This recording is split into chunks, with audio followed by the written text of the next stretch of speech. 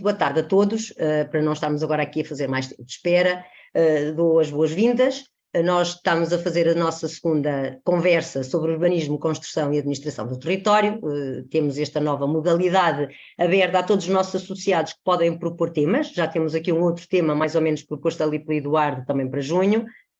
E, na verdade, este simplex urbanístico, reflexões sobre esta proposta de lei, foi um tema que propus porque eu com a Dulce tivemos, todos nós que trabalhamos nesta área, tivemos a preocupação naturalmente de olhar para o diploma, de fazer uma leitura do diploma, e aquilo que nós aqui vamos fazer, e eu já agora chamava a atenção mais ou menos durante uma hora, nós vamos tentar encurtar, isto é muito maçador, mas nós queríamos passar mais ou menos em revista as principais, aquelas que serão as principais novidades que estão aqui propostas, e portanto esta nossa conversa sobre esta proposta de lei em específico, e não tudo nesta proposta de lei, aquilo que nos parece o mais relevante, vai decorrer desta forma, é uma leitura conjunta minha e da Dulce, em que a Dulce começa por fazer a apresentação e depois passa-me a palavra, e essencialmente vamos andar pelo RJUE e pelo RGIT, mais pelo RJUE até do que pelo RGIT.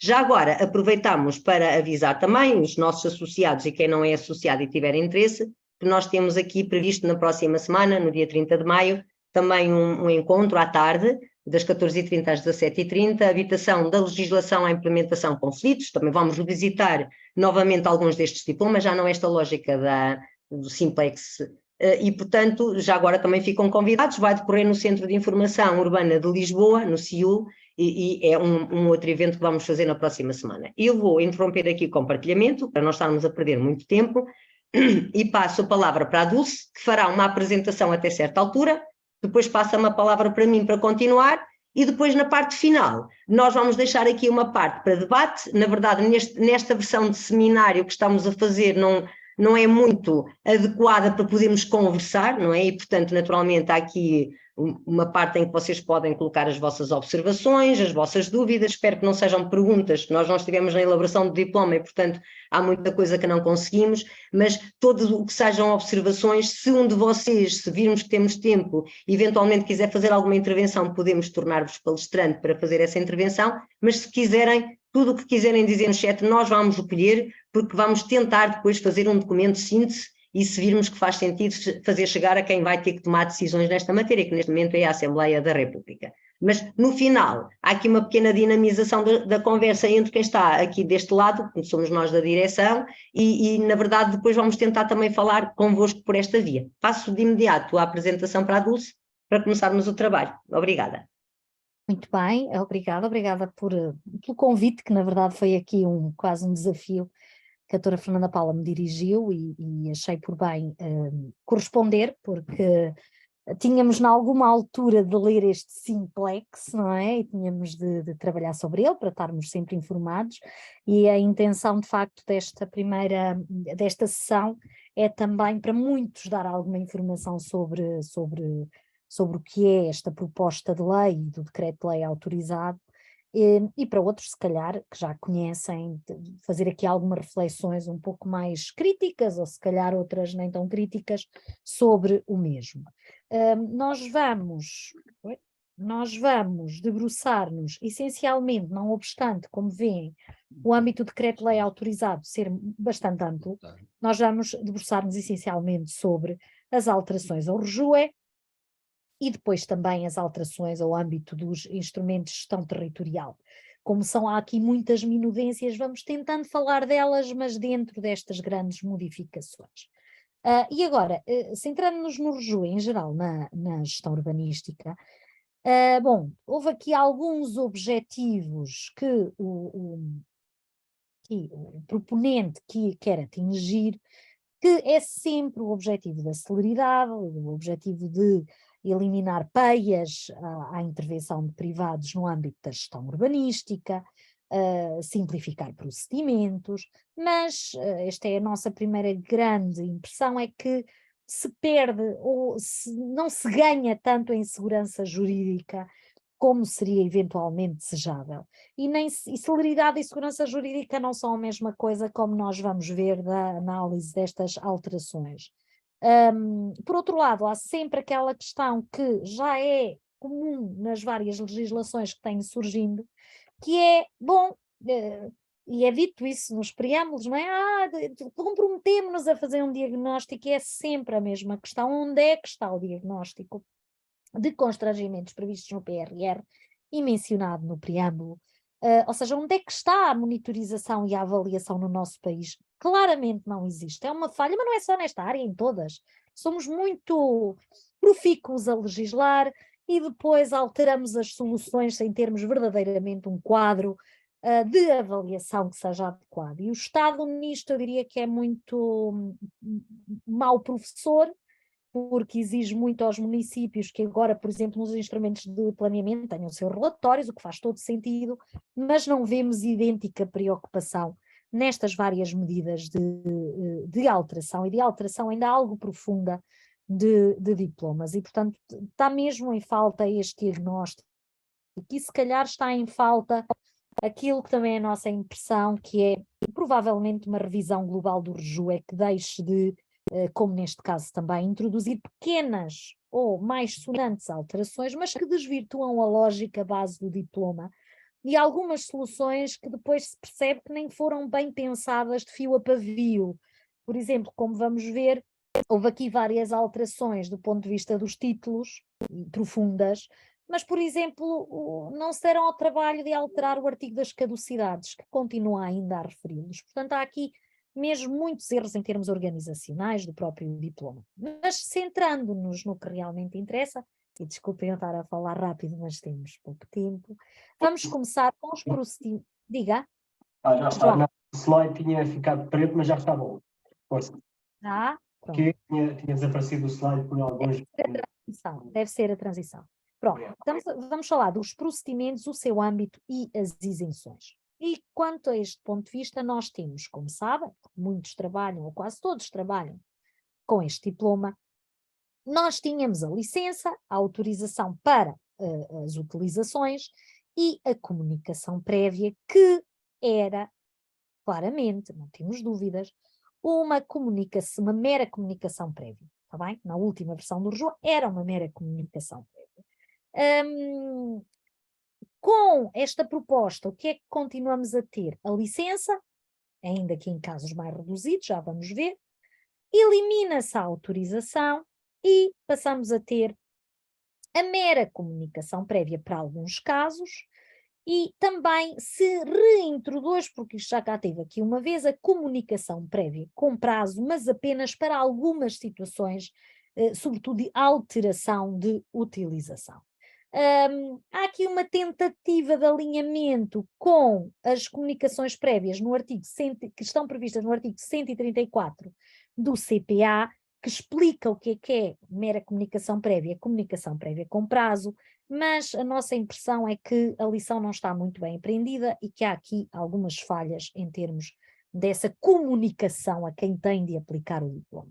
Bom, quanto aos procedimentos, artigo 4º, a licença deixa de ser o procedimento supletivamente aplicável e, portanto, nós passamos só a ter regras para os procedimentos expressamente, para as situações expressamente previstas, o que levanta sempre aqui a questão de saber, então, aqueles que não estão previstos, e um dos casos muito típicos é o do uso do solo para fins urbanísticos, estão sujeitos a quê? Estão isentos, comunicação prévia, licença, esses deixam de ter uma resposta inequívoca nesta legislação, e já vamos ver que a licença traz aqui vários problemas que têm a ver com a sua titulação e o pagamento de taxas. A comunicação prévia com prazo, sim, aqui é uma novidade, houve aqui uma introdução que há certas matérias sujeitas a essa comunicação prévia com prazo, algumas sobre utilização de edifícios, e temos a mera comunicação prévia também, que aparece em algumas situações de, já vamos ver quais é que são, mas também de autorização de edifícios e depois também em termos de edificação. Bom, portanto, uma das primeiras questões é, afinal, o artigo 4º, número 4, identifica as situações sujeitas à comunicação prévia ou mera comunicação prévia, porque ele não distingue bem.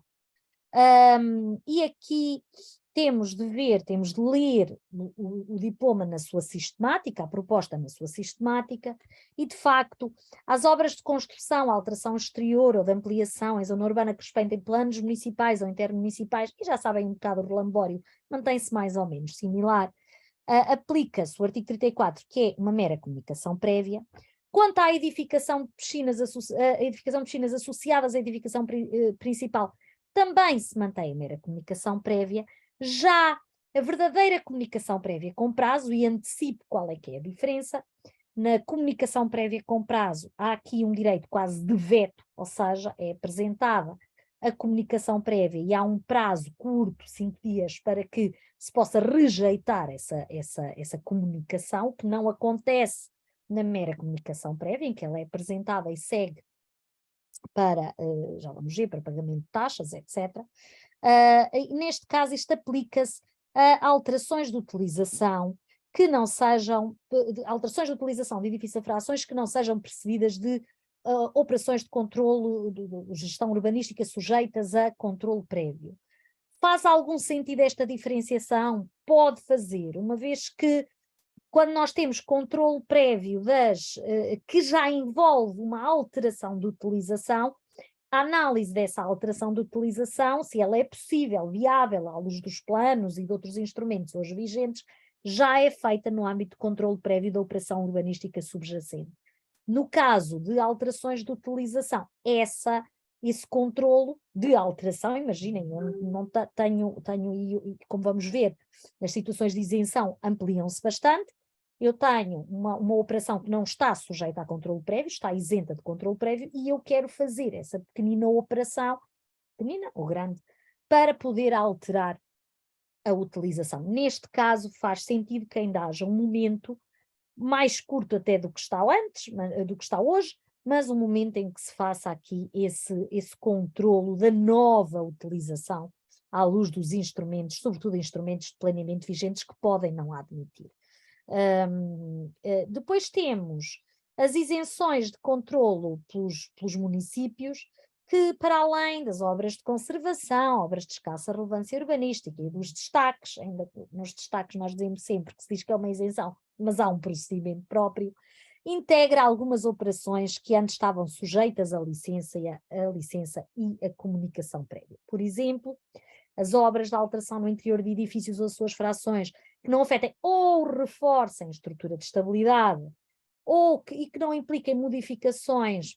Espera aí que eu tenho de dar um bocadinho mais para aqui que eu não consigo ver. Oi, desculpa. Deixem-me ver.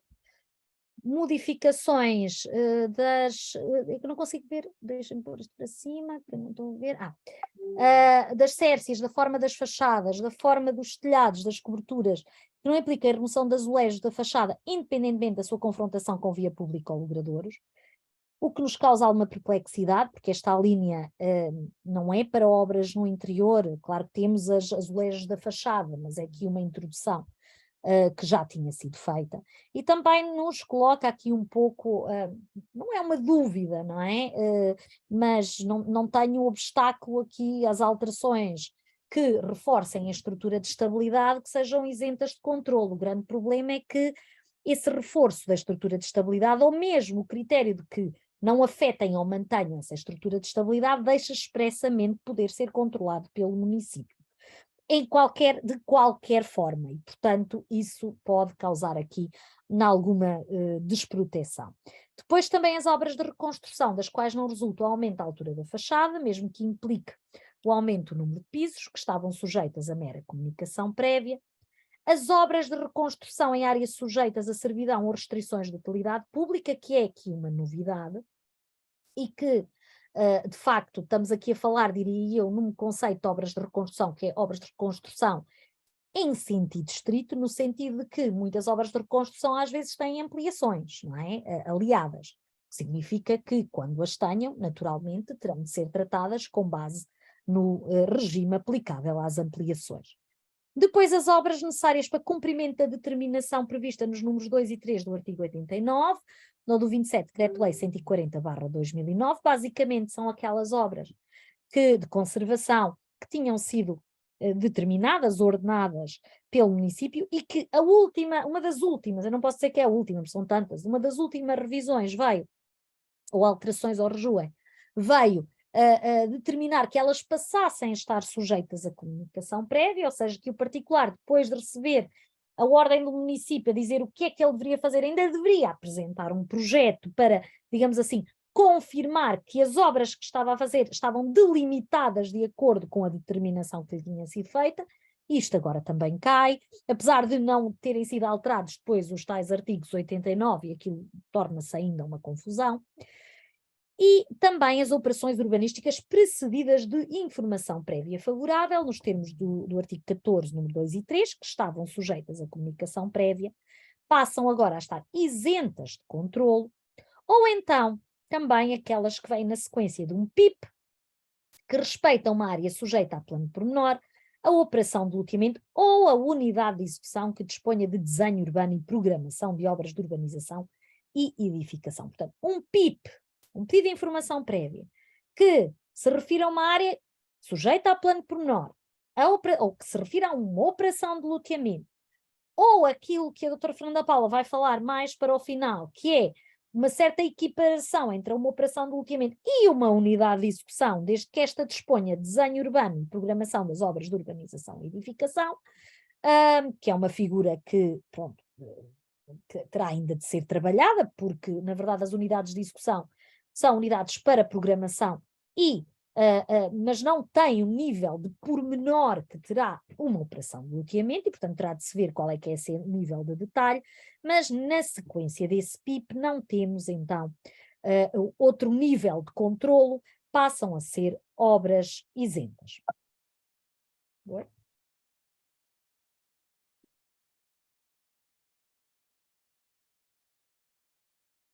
E portanto, também temos como isenções de controlo pelos municípios, como consequência da existência de PP registais e unidades de execução com certo conteúdo.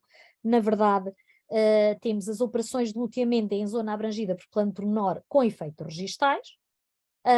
Aqui, pronto, na verdade, o que nós já tínhamos era uma substituição, digamos assim. O plano pormenor já era o loteamento e, portanto, não se percebe muito bem esta menção. Ou então unidade de execução que disponha de desenho urbano e programação de obras de urbanização e edificação, nos termos que vai ser visto. Além disso, também as obras de urbanização e os trabalhos de remodelação de terrenos em área abrangida por plano pormenor com efeitos registais, operação de loteamento ou unidade de execução com aquelas menções, também passam a ser isentas de controlo, e as obras de construção, alteração ou ampliação em área abrangida pelos mesmos instrumentos também passam a ser isentas de controlo pelos municípios. Portanto, isto de facto traz aqui um conjunto muito amplo de novas situações de isenção de controlo. A ideia é a mesma que tínhamos antes, que é de que se já tínhamos aquela área com prescrições suficientemente precisas e determinadas, já não se justificaria. Antes era um nível de controlo tão exigente como o licenciamento, e agora o legislador parece querer, vamos ver, que não faz sentido controle algum dos passos subsequentes nestas mesmas matérias. Uma grande questão que se coloca aqui, porque houve também algumas alterações no âmbito até da norma das taxas, mas até nem tem tanto a ver com isso. Na verdade, nós estamos habituados a que nas isenções, bom, não se paga taxa. No caso do plano pormenor com efeitos registais, sim, no plano pormenor com efeitos registais, no RGIC está previsto quais é que são os encargos a prestar e como, mas no caso do loteamento em área com unidade de execução, em que não está previsto o seu pagamento nesta fase, coloca-se muito esta matéria. Isto podemos pensar, bom, isto implica que os municípios vão ter de refazer o seu regulamento de taxas também e vão ter de começar a calcular as taxas todas no momento do loteamento, que se calhar os vai encarecer bastante. Mas, por exemplo, veja, no caso de um PIP, certo? Um PIP de um loteamento, em que depois há uma isenção de controlo, quer dizer, nós temos um PIP e temos uma isenção de controlo, não é? Ou seja, o pedido de informação prévia neste caso, na verdade, já não sei se poderá dizer verdadeiramente como nós dizemos que não é permissivo, não é? Que não é permissivo, porque na verdade, havendo uma isenção de controle posterior, se calhar passará a ser, e portanto temos de repensar esta questão também das taxas e, como sabem, isto é muito importante para os municípios. Há também isenções de controle pelos municípios, mas com projetos. Os projetos de arquitetura e especialidades das obras referidas nas alíneas F, G, H e K são entregues na Câmara Municipal antes do início da obra, mas diz-se, mas apenas para efeitos de depósito, sem que possa existir qualquer tipo de aprovação, apreciação, validação ou intervenção humana. A doutora Fernanda Paula brincávamos, que eu não sei como é que eles vão conseguir depositar se não há intervenção humana, porque pelo menos administrativamente alguém vai ter, a não ser que seja tudo pela plataforma, não é? Aquela ideia, mas as plataformas também têm controlo. Portanto, é realmente aqui um excesso quanto a esta eliminação do fator humano nestes processos. E diz que são acompanhados dos elementos previstos em portaria.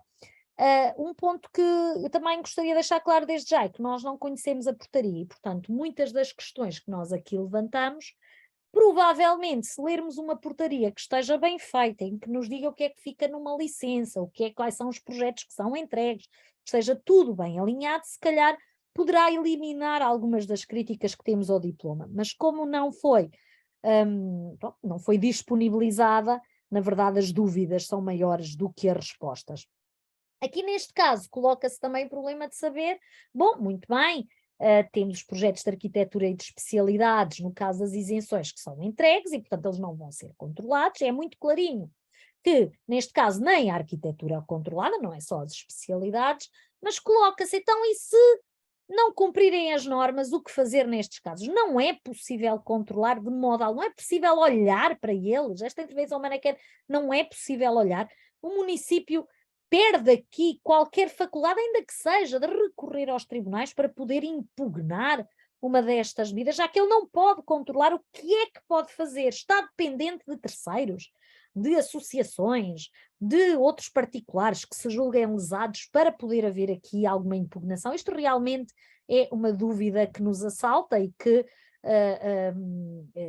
pronto, também não está resolvida neste diploma.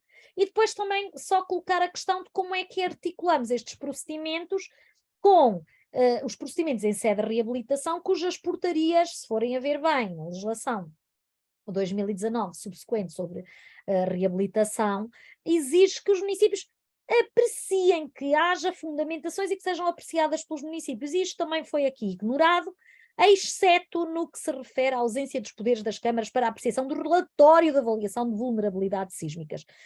Mas, por exemplo, já não se diz o mesmo quanto às acessibilidades. Portanto, há aqui um conjunto de diplomas, apesar de terem alterado bastante, há aqui um conjunto de diplomas que foram ignorados. Naturalmente, aqui isto está em relação com o RGEU também, não é?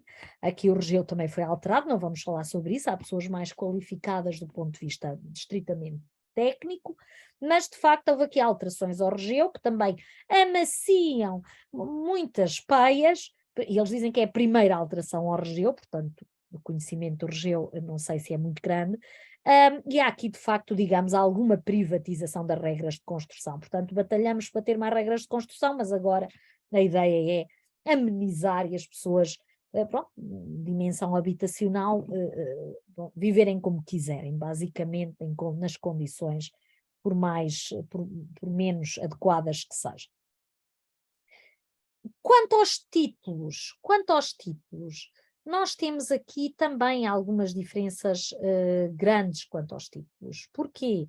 Nós temos a eliminação do alvará da licença, que é substituído pelo recibo do pagamento das taxas devidas. O artigo 74 diz, nas operações urbanísticas objeto de licenciamento, que estas são tituladas por recibo de pagamento das taxas legalmente devidas, cuja emissão é condição da eficácia da licença, mas diz também, salvo nos casos em que ocorra deferimento tácito, em que o não pagamento de taxas não é condição de eficácia da licença.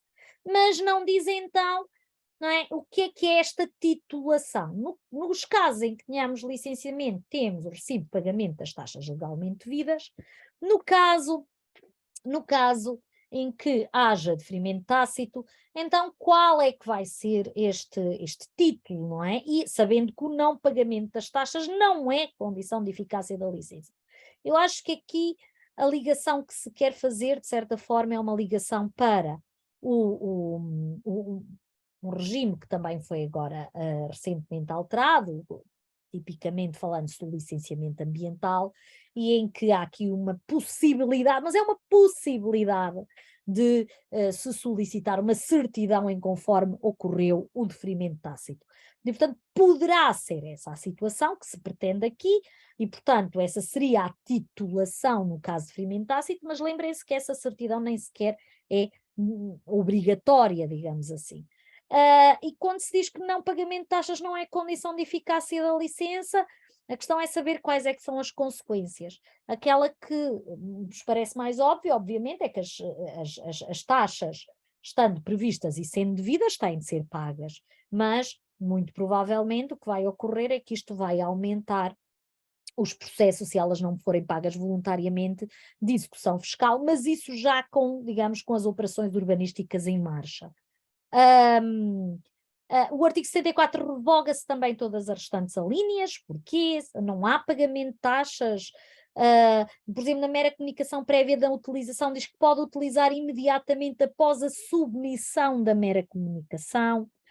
Portanto, há aqui grandes dúvidas sobre qual é que é o momento em que estas taxas são pagas e quais são as consequências na falta do seu pagamento e se, de novo, o regulamento de taxas não tem de alterar estas mesmas situações. Depois, os prazos, designadamente para a execução de obras, devem contar-se a partir do pagamento das taxas e não da emissão da licença, o que, como já vimos, nem sempre está garantido e, portanto, está aqui também uma falha de previsão quanto a esta matéria. E também há uma revogação total da parte relativa aos alvarás que desaparecem. E também o artigo 116, número 1 e 2, bom, também são revogados e, portanto, perguntamos, deixa de haver pagamento de taxas? Não pode ser, mas tem de se repensar de novo nos regulamentos qual é que é o momento do seu pagamento por deixar de existir alvará e, portanto, se calhar tem de haver uma antecipação das taxas devidas para o momento inicial destes processos e depois levantando a dúvida ainda nas isenções, não é? E, portanto, nas isenções em que isso parece não ter aqui base legal. Então, a eliminação do alvará da licença, o qual é substituído pelo recibo de pagamento das taxas devidas, e como é que se faz isto nas operações de transformação fundiária, ou seja, não deixamos de ter alvará, como sabem, o alvará é extremamente importante nas operações de loteamento, porque a maioria estava sujeita à licença, porque era, digamos, o ato que finalizava todo o procedimento de licenciamento, em regra depois também incorporava a questão das obras de urbanização, e era o título que ia a registro, e era o título que inscrevia as menções essenciais da licença, e antes dele havia o pagamento de taxas também relativas às mesmas e de compensações. E agora como é que se faz nas operações de transformação fundiária? Bom, no caso de plano pormenor com efeitos registais, o RGICT para já nesta parte manteve-se inalterado, temos a certidão do plano e o acordo entre os interessados, e a certidão do plano é emitida depois de estarem pagas ou calcionadas as taxas e outros encargos a pagar, mas nas operações de loteamento o título deixa de ser o alvará. Bem? Então coloca-se qual o documento a exibir perante a conservatória. Não terá de haver um documento com as indicações necessárias, já que o recibo de um pagamento de taxas não tem tais menções. Claro que podemos sempre dizer, bom, mas temos, eventualmente, nas operações de loteamento, temos, em muitos casos, ainda continuamos a ter a licença, não é? Continuamos a ter a licença. E, portanto, a licença, nos termos da portaria, não é? Poderá ela própria inscrever essas menções e ser um título que para efeitos de registro seja aquele que permita ao conservador fazer essas mesmas inscrições, as descrições e inscrições correspectivas. Mas tudo isto é realmente pouco claro, e sobretudo nos casos em que eu vos disse há pouco, em que temos um PIP, não é? As situações ainda se tornam mais complexas. Depois, quanto à unidade de execução que disponha de desenho urbano e programação de obras de urbanização e edificação, também nada se diz sobre o título. Aqui nem sequer há uma licença, há aprovação de uma unidade de execução e, portanto, nada disto é dito sobre o que é que de facto vai valer nestas matérias. E, portanto, é aqui um pouco uma manta de retalhos quanto a esta temática.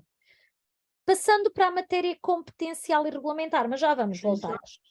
Só uma nota, não quero porque está a ser interessante até para mim, mas é só por causa do nosso tempo, está bem? Que ainda temos muita coisa para apresentar, se calhar, ok. Na matéria competencial e regulamentar, também são umas pequenas notas. A ideia aqui foi a de, pronto, além de questões competenciais, ok. Em matéria regulamentar, a ideia foi evitar alguns abusos que alguns regulamentos têm, portanto, e de facto existem, que acabam por regular de forma muito extensa questões e exigir elementos adicionais relativamente aos previstos na portaria, e portanto a questão foi um bocadinho esta, harmonizar um pouco esta matéria, porque quem trabalha, arquitetos, engenheiros, cada vez mais trabalham por todo o país, empresas, e portanto é uma ideia de alguma estabilização, aqui sim há alguma ideia de estabilização. O próprio legislador introduziu restrições à portaria, disse a portaria também só pode exigir isto, e houve proibições sob pena de nulidade que estão também previstas no número 6 do artigo 3º. E que visam mesmo limitar muito a capacidade de um município, ou seja, quer-se transformar estes regulamentos claramente em regulamentos de execução, certo? Sem que haja aqui grande possibilidade de exercício de poderes discricionários por parte dos municípios. Há algumas questões que se colocam, desde logo, a nosso ver, é logo a revogação da alínea E, que tem a ver com a fixação de critérios e trâmites de reconhecimento de situações legalmente edificadas, não é? Normalmente aquelas situações anteriores ao regeu, em que os municípios tinham critérios e procedimentos quanto a isto, porque é um procedimento próprio, não é um procedimento, e não está regulado em mais lado nenhum, o que é que se vai fazer, e foi revogada esta linha expressamente. E depois procedimentos que não estão regulados na lei, por exemplo, os procedimentos de legalização, mas para os quais a lei aponta. Portanto, parece que dão, como sabem, sentido leisado, do RJUE dá aqui uma grande margem. Portanto, quanto a estes há um silêncio absoluto e parece-nos que quanto a estes foi uma má opção do legislador, ou o legislador regula, ou não pode impedir alguém que regule, porque senão deixa de se poder atender às necessidades dos particulares. Em matéria de tramitação procedimental, houve aqui a adoção de novas regras que, na verdade, têm como consequência a diminuição dos prazos de decisão. A contagem dos prazos passa-se a contar a partir da entrega do pedido. Tá? Este é um grande elemento que, por muito que noutras legislações os prazos foram aumentados, mas só a mudança deste momento implica uma grande perda em termos de prazos de decisão, com as consequências que não são nefastas totalmente, mas há essa mudança. Os prazos só se suspendem se o particular mais 10 dias a responder a pedidos de informação, documentos adicionais ou solicitações, também. A administração pública só pode pedir por uma única vez informações adicionais, e há uma determinação que já antes existia, mas não era tão clara, de que no âmbito do saneamento só podem ser pedidos aqueles elementos e que depois se considera que o requerimento está corretamente instruído. Portanto, se falha o pedido de um projeto qualquer, ele não entregou, a partir desse momento já não se pode pedir, está bem? Por muito que ele pudesse ser importante, mas também não se pode controlar, não é? Também não se pode controlar. E também no caso de pareceres, o processo continua a correr, mesmo quando os pareceres que são obrigatórios, muitos deles, e continuam a ser, são pedidos. Dispensam-se trâmites, com alguns casos de consulta pública. No caso de património cultural, se for pedido parecer, porque há alguns casos, não vamos debruçar-nos sobre eles, em que também se altera o Decreto-Lei 309/2009 para aligeirar algumas situações em que se tinha de pedir estes pareceres, mas nestes casos o município não pode reconfirmar, nem podem os seus próprios serviços sobrepor-se ou substituir-se ou ir por cima daquilo que tenha sido dito ou não tenha sido dito, não é? Ou não tenha, de certa forma, não tenha sido dito. Isto não vale tanto a pena falarmos. No caso do PIP, como já vimos, temos a isenção de controlo, que levanta todos os problemas de títulos, etc., taxas, e também que os PIPs têm aqui o prazo de, entre aspas, validade de 2 anos, mas não se prevê renovação do PIP, portanto a coisa quase dá ela por ela, não totalmente, mas quase. Depois, há aqui uma coisa que podemos falar se é simplificação, se é que é desproteção, que na realização de escrituras públicas que envolvam a transmissão de propriedade de prédios urbanos, deve notar e informar que o imóvel pode não dispor dos títulos urbanísticos para a utilização ou construção. É assim, eu diria que é uma desproteção, mas tenho visto na prática que o facto de se exigirem as tais autorizações de utilização, etc., tem confrangido também muita alienação destes imóveis em que o alienante não quer fazer nada, não quer gastar dinheiro, quer vender, e o adquirente quer fazer, mas não pode, ou só quer fazer quando tiver a certeza que é proprietário. Portanto, eu sou um bocado neutra contra esta, porque eu sei que vai prejudicar uns, mas vai corresponder às expectativas de outros. Falta de decisão no prazo, e é mesmo, julgo eu, a última, apesar de não ter a numeração, maior celeridade, menor segurança, a aprovação do regime de deferimento tácito para as licenças de construção, e há aquela tal certificação do deferimento tácito, mas se forem ver essa certificação, ela não diz que o deferimento tácito é válido ou inválido. De novo, estamos na mesma, certo? Estamos na mesma. Não há apreciação e estamos outra vez aqui numa situação em que o particular pode avançar, tem deferimento, até está certificado, mas não há certezas sobre, efetivamente, se há se aquele deferimento corresponde a um ato, porque ele teria ou terá os mesmos vícios que teria um ato de deferimento expresso e não há essa certeza. E também nos parece, e depois também há a revogação dos artigos 112 e 113, no 171, número 4, nos casos em que ocorra deferimento tácito, não pagamento das taxas, quais é que são aqui as consequências, que não é uma condição de eficácia da licença, está bem? Têm de ser pagas, como execução, aquela questão que eu já levantei há pouco. E pronto, e temos aqui outras alterações que têm a ver depois com estas consequências destes montantes, agora em termos de benefícios para os particulares nestas mesmas situações. Eu acho que aqui provavelmente já é Fernanda Paula, certo? Posso pegar eu, mas deixas de partilhar e partilho eu, que é para poder controlar aqui do meu lado. E já agora, Dulce, vai olhando para algumas questões que já foram sendo colocadas aqui, está bem? Porque, de certa maneira, na verdade, as dúvidas que ali estão são dúvidas que nós também temos. Porque nós não estivemos na elaboração da lei, está bem? Portanto, nós estamos a limitar a expor aquilo que está aqui como solução e, em boa verdade, soluções também nos levantam muitas dúvidas. E esta questão de deixarmos de ter títulos e, principalmente, quando estamos a falar de operações de transformação fundiária, já vamos ver depois isso, quando é que elas operam.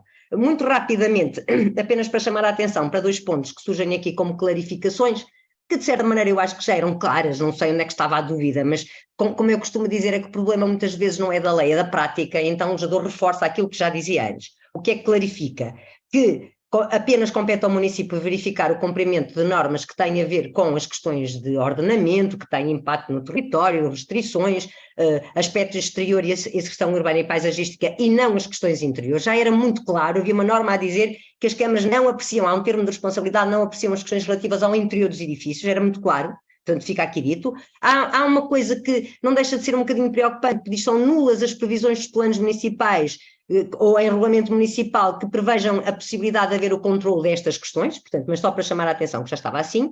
Também se clarifica, o que eu acho também já não havia dúvidas, que os municípios, na verdade, como eu costumo dizer, os municípios já controlavam um pouco. Mesmo no âmbito de um licenciamento em que há controle prévio, em regra, olhando para um licença de uma obra de construção, já só controlavam o projeto de arquitetura e já só, porque o projeto, e só quanto ao exterior. O interior já não era apreciado e os projetos de especialidades também não eram. Isso já estava claro, a ideia de que tinha que haver certificações, se houvessem.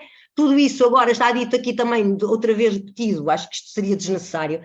Já era claro que não eram apreciados, agora já só são enviados para conhecimento, mas em termos práticos, esta é apenas uma questão que tem a ver com clarificação do regime. Depois há algumas soluções que se prendem mais, porque na verdade nós temos que perceber que estas alterações dos procedimentos urbanísticos, para simplificar, é para nós incentivarmos a habitação, não é? Isso é o mais habitação, queremos ter mais habitação, e há aqui um constrangimento. Estas alterações não têm a ver só com loteamentos para habitação, não têm a ver só com obras para habitação, têm a ver em geral. Se mais focados nas questões da habitação, nós de facto encontramos aqui algumas normas que também são interessantes, que a Lei de Bases da Habitação até já iniciava, dignadamente, em primeiro lugar, a ideia de que um loteamento ou uma operação com impacto semelhante a um loteamento tem que prever áreas para espaços verdes, equipamentos e infraestruturas, e agora acrescenta-se que também tem que prever áreas destinadas à habitação pública a custos controlados ou para arrendamento acessível. Naturalmente que depois fica aqui por saber, e como dizia a Dulce há pouco, depende de facto do que é que vem aí em termos de portarias, não é? Porque na verdade temos que saber quais são os parâmetros de dimensionamento para as áreas que eu agora que vou fazer um loteamento tenho que prever áreas para espaços verdes, equipamentos e infraestruturas e também áreas destinadas para esta habitação, para este específico tipo de habitação, portanto, quais os parâmetros de dimensionamento, em que momento é que integram o domínio municipal, porque deixamos de ter títulos, normalmente era com a emissão do alvará, ou então tinha que haver uma escritura pública, um ato notarial de transmissão, não fica dito, não é? E, portanto, se houver aqui no número 4 o pagamento das compensações, é o que diz, os casos previstos no número 4, que é quando não há previsão ou cedências e paga-se compensações, o pagamento das compensações só se torna devido quando forem efetuadas as obras de urbanização. Portanto, eu só estava aqui a dizer, dispensem-se de nos fazerem perguntas no chat, está bem? E nós não sabemos o que é que isto quer dizer. Portanto, na verdade, eu tenho uma licença de loteamento, não é? A licença de loteamento, em termos práticos, implica que eu tenha um conjunto de encargos que tenho de cumprir, mas aqui diz que eu só tenho de cumprir quando começar as obras. Portanto, na verdade, se não chegarem a ser realizadas, há uma licença e a licença caducar, também não sabemos exatamente quando é que caduca a licença. Sim, em princípio a licença tem um prazo, o prazo supostamente que eu vi conta-se a partir da emissão da licença e não de pagamento do alvará, portanto levanta essas dúvidas, e também diz que nas operações de loteamento efetuadas pelas entidades previstas na linha B do artigo 7º, que são as entidades que estão isentas, o pagamento de compensações previstas no número 4 apenas deve ser realizado após o interessado submeter o projeto de licenciamento da comunicação prévia ou iniciar a execução da operação em caso de isenção. Também não percebo esta norma, estamos a falar em situações de loteamento, que não se paga no momento do loteamento e paga-se na construção no lote, dúvidas que aqui ficam. Uma norma que já não tem a ver com o RJUE, mas que de certa maneira articula e que nos aparece numa alteração e aqui num aditamento ao Código Civil, a propósito da propriedade horizontal, e que vem dizer que a alteração do fim ou do uso a que se destina cada fração para a habitação, portanto eu tenho uma fração para comércio e quero mudar para a habitação, tenho uma fração para serviços e quero mudar para a habitação, diz que neste caso, como eu estou a mudar para a habitação e queremos incentivar a habitação, do ponto de vista do regime da propriedade horizontal, diz aqui não carece de autorização dos restantes condóminos. Mas curiosamente dá a entender que necessita de ir à Câmara, não é? Porque eu estou a alterar a utilização e, na verdade, tenho que desencadear um procedimento, porque diz nos casos previstos nos números anteriores, cabe aos condóminos que alterem a utilização da fração junto da Câmara Municipal e, portanto, o procedimento junto da Câmara Municipal passa a ser, se eu não tiver que realizar obras, uma comunicação prévia com prazo, vou comunicar que uma fração que estava para comércio vai passar a ser utilizada para a habitação e tem que haver ali o procedimento que lá está previsto, que passará a ser uma comunicação prévia com prazo, mas aqui tem a ver com a propriedade horizontal, não é? A dizer, bom, nesse caso, depois de alterar junto do município, há aqui um poder desse condómino de fazer uma alteração por ato unilateral constante da escritura pública e documento parcelar autenticado, introduzindo a correspondente alteração no título. É uma questão de propriedade horizontal, de relação entre condóminos, mas de facto aqui uma facilitação das alterações de utilização, das alterações daquilo que consta no título constitutivo da propriedade horizontal, que é o fim da fração, quando se pretende destinar para a habitação.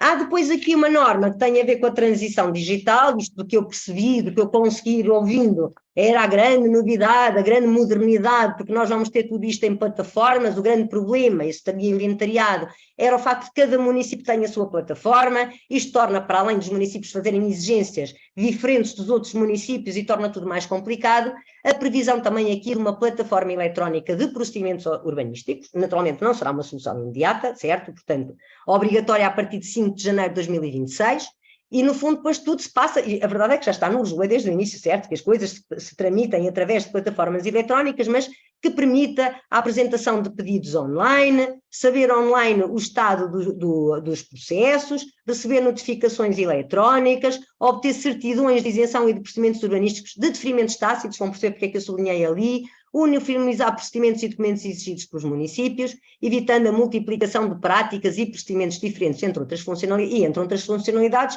a futura submissão de pedidos em formato Building Information Modeling. Portanto, isto é para falar depois para os arquitetos nos virem dizer as vantagens ou desvantagens da utilização disto, mas passaremos a ter uma plataforma de procedimentos eletrónicos única, uniformizada. Na verdade, depois também fico aqui com dúvidas, porque eu já vi aqui até nos vossos comentários, isto está muito alinhado, se vocês virem, com o Simplex também foi feita a matéria ambiental, certo? Também praticamente tudo passou a ser deferimentos tácitos. A verdade é que eu depois preciso de ir junto da banca para obter crédito, preciso de ir junto de terceiras entidades, e a verdade é que se eu tiver um deferimento tácito, tenho que certificar que ele existe, não é? E, portanto, a lei de facto fala nestas plataformas que certificam designadamente deferimentos tácitos. Só estou aqui a dizer como é que eu articulo esta plataforma com a outra que também foi alterada aqui no Decreto-Lei 135, /99, que permite a partir de 1 de janeiro de 2024 obter a certificação eletrónica nessa plataforma dos deferimentos tácitos, não é? E, portanto, na verdade, como é que nós articulamos estas várias plataformas? Na verdade, estamos a uniformizar, mas depois passamos a ter várias plataformas para várias finalidades.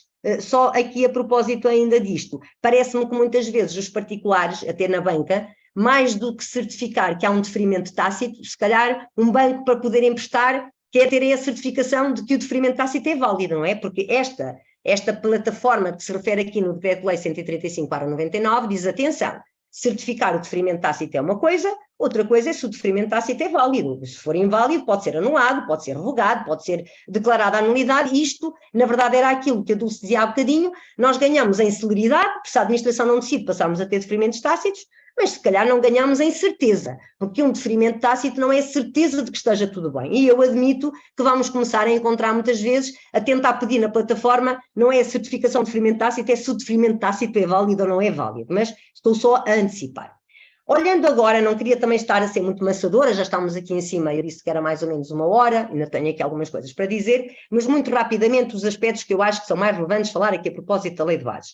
E tem a ver com aquilo tudo que eu fui lendo na comunicação social e que estava a ficar bastante assustada.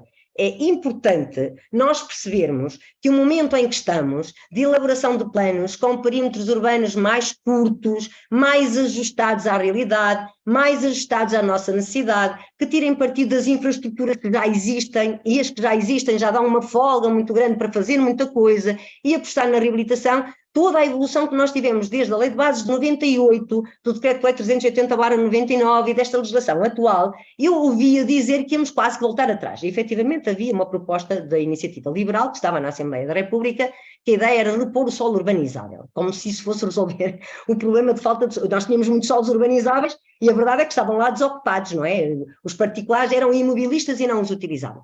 Na verdade, eu quando comecei a ler esta parte, comecei por ficar um bocadinho assustada. Porque a definição que está dada no artigo 10º da Lei de Bases do que é o solo urbano, o que está total ou parcialmente urbanizado ou edificado, ou aquele que é suscetível de ser total ou parcialmente urbanizado ou edificado, acrescentou-se agora isto, que na verdade era o que nós já tínhamos antes. Quer dizer, o que é ser suscetível? Suscetível, basta eu marcar e ele é suscetível, não é? E, portanto, na verdade, pensei que estava aqui a tentar voltar atrás, recuperar os urbanizáveis. De certa maneira, não me parece que tenha sido isso, que eu não a encontro, porque para ser assim tínhamos que ter feito a alteração concomitante das alíneas e das normas que estão no RGICT, em matéria de classificação e qualificação dos solos. Na verdade não encontro lá isso e, portanto, na verdade como eu tenho ali, porque esta alteração? Porque na verdade se nós estivermos a ver os critérios, o que é que pode ficar no urbano? O que já está total ou parcialmente urbanizado, ou não estando fica programado que vai ter a urbanização e edificação. Será que quer fazer referência a isso? Não percebi. A verdade é que depois ouvi na comunicação social que afinal os solos da RAN podiam ser utilizados para construção. Quer dizer, de facto, acrescentar no artigo 10º, que é sobre classificação dos solos, esta norma que eu vou ler agora a seguir pode levantar esta dúvida, mas não me parece que seja isso que resulta. Diz: podem ser propostas desafetações ou alterações dos condicionamentos de aproveitamento específico do solo, resultantes das restrições de utilidade pública, em função da respectiva avaliação e ponderação, nos termos e condições previstos na lei. no âmbito de procedimentos de elaboração, alteração, revisão de planos, ou através dos mecanismos previstos na lei. Portanto, a lei também prevê que, de facto, um solo que seja da RAN possa ser desafetado, ou um solo da REN. Não me parece que aqui esteja a dizer que de repente vamos mudar, entendem? Portanto, a lógica que aqui está, não sei porque é que introduziram esta norma, mas não me parece que aqui o que está a dizer é que também eu tenho uma condicionante, a condicionante, naturalmente, em função da ponderação que seja feita, da avaliação, pode haver, e aliás é isso que normalmente se faz, propostas de desafetação, e portanto não me parece que haja aqui novidade nenhuma, porque está a remeter para os termos da lei, e a lei já dizia isto, que no âmbito da alteração ou de uma revisão do plano podiam ser feitas essas propostas. Depois introduz-se um artigo 10A, já agora chama a atenção, se tiverem que fazer este roteiro de leitura que nós fazemos, o diploma é difícil de ler, porque primeiro vêm as alterações, depois vêm os aditamentos ao diploma e depois vêm as revogações, e só depois de lermos tudo é que percebemos os artigos que são revogados e os artigos que são acrescentados. Há aqui um artigo que é acrescentado, curiosamente só dá para tirar partido de todos os municípios que ainda estão atrasados e ainda não adequaram os seus planos à nova realidade, porque é um artigo que fala na manutenção dos solos urbanos, dos planos, que não, portanto diz, para efeitos da presente lei, mantém a classificação como solo urbano, os terrenos que mantém a classificação como urbano, estamos a pressupor aqueles que neste momento são em vigor e que dizem que é urbano, que provavelmente, à luz dos critérios, não poderiam ser destinados como urbano, não é? Porque não cumpriam as condições, e aqui vamos dizer, não, podem manter, mas vamos ver o que é que aqui diz. Podem manter a classificação como solo urbano os terrenos cumulativamente. Ainda estejam classificados em instrumentos de gestão territorial em vigor como urbanizável ou de urbanização programada, portanto estamos a pensar claramente nesses. Sejam propriedade exclusivamente pública, portanto, na verdade, se eu tiver um programa, uma estratégia local de habitação que passe por adquirir os terrenos, não é? Só se eu já os tiver adquirido, estou a pensar da perspectiva do município, é preciso que já os tenha adquirido, porque os terrenos têm que ser exclusivamente propriedade pública.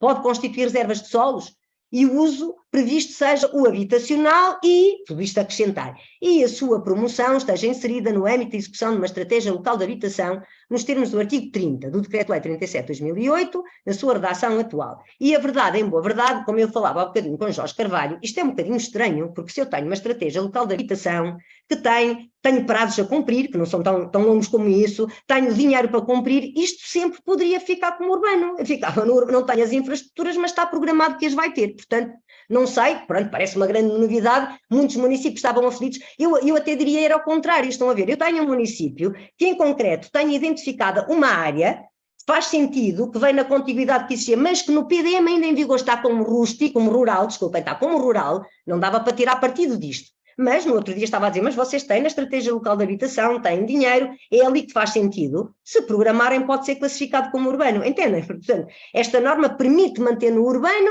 cumprindo estas condições, mas, na verdade, estas condições, se estivessem cumpridas, sempre permitiriam que o município classificasse aquela parte do território como solo urbano, independentemente da classificação. Então, há aqui esta novidade, que a mim não me parece assim uma novidade tão grande. Vou só percorrer aqui alguns dos artigos. Há sempre uma preocupação ao longo de todo o diploma, em que o legislador vai falando em deveres dos proprietários, em reservas de solos, em estruturação da propriedade, onde se previa cedências ou previsão de áreas para espaços verdes, equipamentos e infraestruturas, de lhe acrescentar também sempre a habitação pública a custos controlados ou arrendamento acessível, portanto, só uma série de artigos. A ideia de que se eu faço, aquele artigo 22, uma desafetação de um bem que era municipal, desculpem, de uma entidade pública, eu tenho que ler o artigo 22, mas no fundo estávamos a dizer as caducidades do regime do solo nos casos de cessação de restrições ou da utilização que estava a ser feita de um determinado imóvel. Estávamos a pensar, por exemplo, um quartel militar que foi desativado, não é? E, portanto, na verdade, a ideia de que não houvesse regras alternativas cessava aquela utilização de solo que tinha que ir à procura de uma norma alternativa. A verdade é que diz que nos casos em que o uso se destina à habitação, se o município o Estado vai aproveitar aquele imóvel que era seu, que estava afeto a uma finalidade pública e que é desafetado para fins habitacionais, esta possibilidade diz nos casos em que o uso se destina à habitação, desde que a propriedade seja exclusivamente pública, situação em que se presume, sem necessidade de alterar o plano, a compatibilidade do uso habitacional, independentemente das regras que estiverem feitas e, portanto, sem necessidade de alterar, embora, como se diz aqui, o município pode, a Câmara Municipal pode opor-se a essa presunção com base nestas razões que ali estavam indicadas. Há a previsão também de um direito de preferência para a promoção da habitação pública ou custos controlados, embora não fique perfeitamente perceptível como é que isso pode ser atualizado, e eu aqui só estou a passar os vários artigos onde se acrescenta sempre, nos objetivos da distribuição de benefícios em encargos, a ideia de criarmos áreas para espaços verdes, infraestruturas e habitação pública a custos controlados ou arrendamento acessível, portanto, sempre esta introdução nestes vários artigos. E eu queria aqui só vir ao RGICT, e no RGICT há muitas coisinhas que são alteradas, mas eu vou-me fixar essencialmente nestes dois, porque me parece a mim que é a grande novidade. Não encontro no RGICT nenhuma novidade da perspectiva do que é que pode ser classificado como solo urbano. Ou seja, o solo urbano vai ser aquele que cumpre as características que o legislador diz, o que já está total ou parcialmente urbanizado, com a leitura, não vou estar aqui a falar nisso, mas a leitura que temos defendido todos, que não é a leitura que tem que ter as infraestruturas lá dentro, ou toda a construção, portanto, porque o legislador fala em total ou parcialmente urbanizado, e, portanto, dá para marcar como urbano claramente, na nossa perspectiva, vazios urbanos, zonas de remate, que não têm as infraestruturas, mas que chegam lá dentro, a ideia de que o urbano não é tudo igual. Também posso marcar como urbano, se não estiver nem total nem parcialmente urbanizado, mas no momento em que estou a fazer o plano, consigo programar que a vai ter, que a questão é da programação, fica no urbano, mas se não ficar no urbano, se não tiver estas características, eu tenho necessariamente de classificar como rústico. E, na verdade, como nós sabíamos, a ideia de que a reclassificação era muito exigente, certo? E começou por se exigir planos de pormenor, com efeitos registais, por programação. Depois o legislador já foi evoluindo para dizer que já não era exatamente assim quando fosse para áreas de atividades económicas, nós fomos tendo essa evolução, e agora o legislador introduz aqui dois procedimentos simplificados de reclassificação. Portanto, estamos a partir do princípio solos, que à luz dos novos critérios não cumpriam os critérios para ficar no urbanos e foram classificados como rústicos, portanto, isto é para os PDMs que já estão adequados e que agora querem fazer essa reclassificação. Novos artigos 72A e 72B, com uma simplificação do processo de reclassificação de solo rústico para urbano, com finalidades industriais, de armazenamento, logística ou de habitação a custos controlados, bem como isso também se vai aplicar para a habitação em geral, que não seja só a custos controlados. E eu vou só aqui pôr o artigo, para vocês perceberem o que é que está em causa. Diz aqui este 72A, os municípios podem determinar a reclassificação do solo rústico em urbano através do procedimento previsto no presente artigo, e vejam, o exigente. Se destina à instalação de atividades de natureza industrial, de armazenagem ou logística e respectivos serviços de apoio à edificação de habitações a custos controlados, e não se localize, ao contrário do que se andava para aí a dizer, não se localiza em áreas sensíveis, reserva ecológica nacional ou reserva agrícola nacional. Portanto, há aqui uma abertura para nós estarmos a reclassificar estes solos. A proposta de reclassificação é elaborada pela Câmara Municipal, que promove em simultâneo, e tem aqui uma tramitação de facto muito mais simples do que aquela que normalmente acompanha a elaboração ou alteração de um plano, designadamente por parte da CCDR. A mim acho um bocadinho estranho duas coisas que aqui estão: a não realização das operações urbanísticas previstas no prazo de 10 anos. Portanto, andamos aqui a discutir qual é o prazo normal de se programar alguma coisa. Aqui está a dar a entender 10 anos.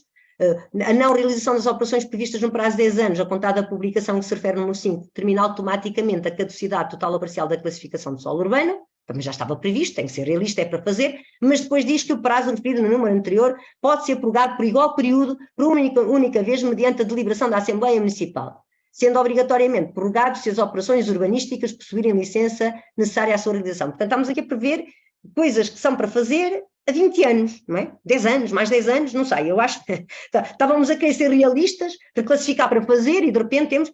Já agora, há aqui uma norma que eu acho muito curiosa, é que o legislador diz que nestas alterações, naturalmente, vai haver uma reunião, não é? A alteração submete à aprovação à Assembleia Municipal, podendo ser convocada uma reunião extraordinária para o efeito. Acho isto extraordinário, que a lei do RGICT venha dizer que pode haver reuniões extraordinárias, como se para haver reuniões extraordinárias da Assembleia Municipal fosse preciso que a lei viesse dizer. Acho que alguém está a pensar num caso qualquer que precisa de uma reunião extraordinária e ficou aqui dito na lei. E só muito rapidamente, porque este já é genericamente para uso habitacional em geral, não para custos controlados, também é dizer a reclassificação de solo rústico para solo urbano.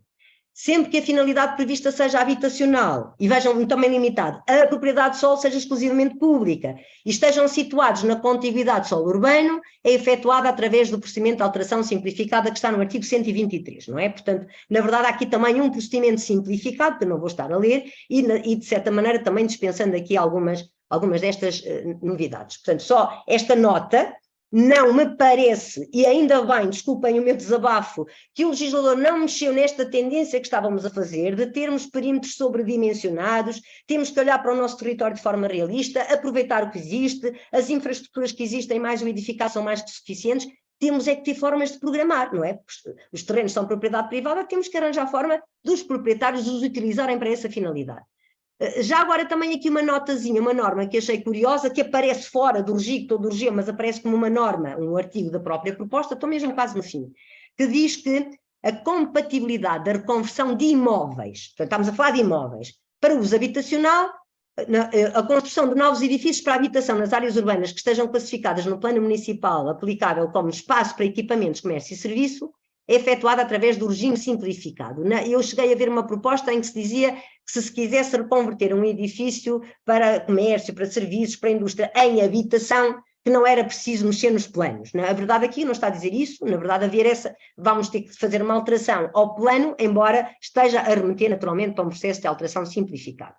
Última nota, que eu acho que ainda nós não sabemos todos o que é que são unidades de execução, cada um acha que uma unidade de execução é uma coisa à sua maneira e o legislador assume que a unidade de execução pode substituir um loteamento, atenção, certo? Uma unidade de execução começa por dizer que a unidade de execução pode vir acompanhada de desenho urbano. Eu, nas unidades de execução que trabalhei, e não sou eu que trabalho, que sou só jurista, trabalho com as pessoas que trabalham em unidades de execução, nunca me lembro de termos feito uma unidade de execução que não tivesse desenho urbano associado. Mas um desenho urbano não é uma operação de reparcelamento, uma operação de transformação fundiária, é um desenho que vai, de certa maneira, orientar aquilo que vai acontecer lá dentro. Programação das obras de urbanização. Notem, programar obras de urbanização, e o legislador o que diz lá atrás é que os loteamentos ficam isentas de unidade de execução, programar obras de urbanização e de edificação. Portanto, não sei exatamente, é suposto que o loteamento, que a unidade de execução esteja a prever uma operação que vai até ao fim e também programa as edificações, porque aparentemente só aí é que eu poderei ter a isenção do loteamento. E depois contratualização. Deixem-me dizer-vos, eu não sei, depois o Jorge também falará um bocadinho sobre isto, nunca me lembro de termos feito uma unidade de execução que não tivesse estes elementos associados.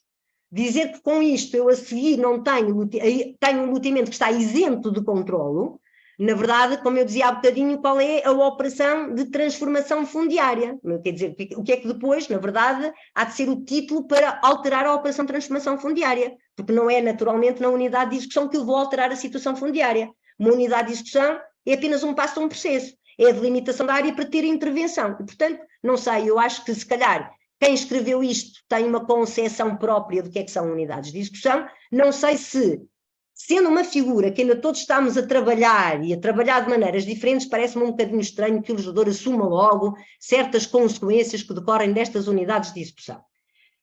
O que é que para mim me choca um bocadinho mais é que o legislador diz que esta norma, se isto for aprovado exatamente assim, isto se vai aplicar aos procedimentos iniciados antes da sua entrada em vigor que se encontram pendentes. Portanto, atenção, uma operação de loteamento que está a tramitar como licença, de repente pode estar numa situação, porque tinha um PIP anterior, de ficar isenta e cai logo tudo, certo? Porque aplica-se automaticamente aos procedimentos que estão em curso. Portanto, não sei, se calhar é importante pensar se devia ser assim, uma vez que há aqui soluções inovadoras, de facto temos aqui um período transitório de entrada em vigor e também, até por isto, porque o diploma vai entrar em vigor, estamos a falar do decreto-lei autorizado, também o que vai sair da Assembleia da República é a autorização legislativa, pelo menos foi o que eu percebi, e portanto haverá um decreto-lei autorizado que já conhecemos o seu conteúdo, e ele vai entrar em vigor no primeiro dia útil seguinte, imediatamente ao mês da sua publicação.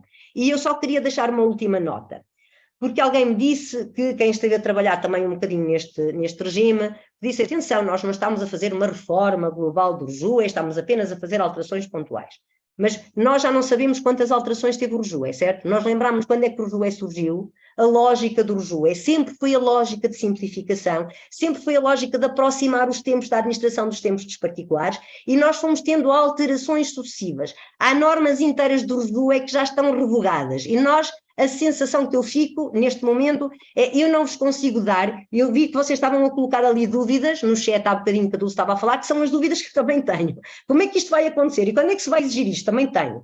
Eu acho que era importante que se calhar nós também estamos a ver isto um bocadinho a quente, estamos habituados a tramitar os procedimentos de uma forma, isto muda radicalmente, e não estou a negar que há aqui coisas importantes, coisas que visam simplificar e tornar as coisas mais simples. Agora, tenho algum receio que, de facto, os legisladores estejam tão focados na celeridade, porque me parece que esta norma introduz menos segurança e, portanto, nós ficamos aqui, a minha ideia, com um diploma muito retalhado, não é? Temos que ler os diplomas agora com as alterações todas lá e articular as normas, e eu acho que esse trabalho não foi totalmente feito. Há normas que não são mexidas, que claramente vão ter que ser mexidas, e, portanto, esta é a visão global. Vou voltar a dizer, vou mesmo terminar e calmo, a nossa intenção não é ensinar a ninguém porque nós não sabemos, a nossa ideia inicial foi: temos que ler o diploma e temos, e, portanto, vamos lê-lo e pôr as nossas impressões, e já agora transmitimos as nossas impressões. Naturalmente que esta abertura que aqui está, de todas as pessoas que estão a participar, até porque pode estar a participar alguém que participou na própria elaboração do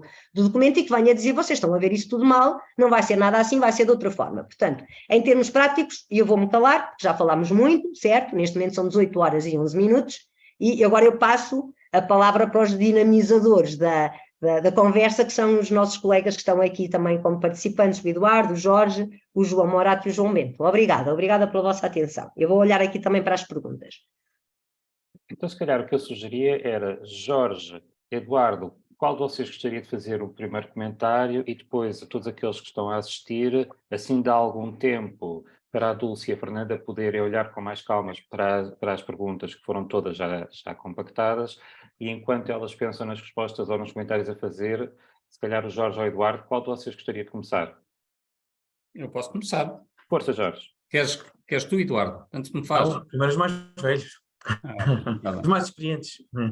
Ora bem, eu falei muito pouco a Fernanda Paula e nada com a Dulce, mas o documento é o documento e as minhas leituras coincidiram praticamente com as vossas.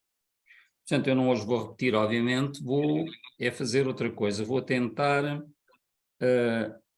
apreciar as consequências positivas e negativas das alterações que estão em cima da mesa. De uma forma muito resumida e só em tópicos principais, não entrando no pormenor. Antes de mais, é assim, eu penso, quem me conhece já me ouviu falar X vezes, que eu acho que o nosso sistema de planeamento está sujeito a uma enorme burocracia inútil. E há aqui uma tentativa óbvia de simplificar os processos e de eliminar uma boa parte dessa burocracia. Eu penso que tenho muitas dúvidas que isso tenha sido conseguido. Eu acho que se entrou num certo facilitismo e que, portanto, ele nem sempre foi suficientemente ponderado, e que este conjunto de alterações que às tantas surgem quase que morromentos, muitas vezes fazem, e eu acho que a intervenção da Dulce e da Fernanda Paula mostraram isso muito bem, faz perder a coerência do quadro legal, ele próprio já muitas vezes incoerente, aumenta as incoerências e perde-se mesmo a inteligibilidade de todo o sistema. Eu acho que sim. Entrando no substantivo, primeira questão que aqui foi abordada, a questão de relação solo-habitação. Nós vamos ter uma conferência para a semana, ou para a outra, já não sei bem a data. Para a semana. Vamos desenvolver isto. Hoje não quero aqui avançar muito, dizer apenas que, do meu ponto de vista, a relação entre o problema da habitação e o de solo é um falso problema.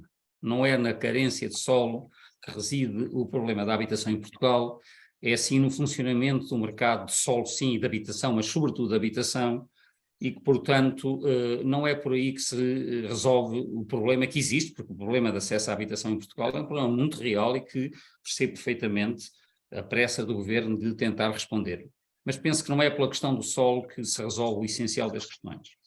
E depois surge aquela questão daquela definição de solo urbano que é alterada. Eu devo dizer, quando li, fiquei em pânico. De facto, de repente andámos a brincar ao Fausto e andar tudo para trás. E depois, quando leio no mais concreto, fiz a mesma leitura que a Fernanda. Realmente a alteração é muito pouca, porque no fundo, aliás, o artigo a manter-se devia remeter mesmo para os outros artigos, nomeadamente o 10 da Lei de Solos para o 10A que a Fernanda mostrou. Portanto, aplicando-se apenas nesse caso e naqueles outros que são citados no regite, passam alterações que eu acho que praticamente já podiam ser feitas, que não altera grande coisa e que não tem nenhum perigo de alguma forma fazer andar para trás este esforço todo que percorremos. Primeiro comentário. Segundo, aspecto muito positivo. O que até agora eram obrigações das operações urbanísticas relativamente a infraestruturas, equipamento e zonas verdes, estende-se também à habitação pública ou a custos controlados. Isto é um aspecto muito positivo. Fernanda mostrou muitos artigos onde eles surgem. É transversal a todos os diplomas, a Lei de Base, o JUE e outros RIT, e muitos dos artigos.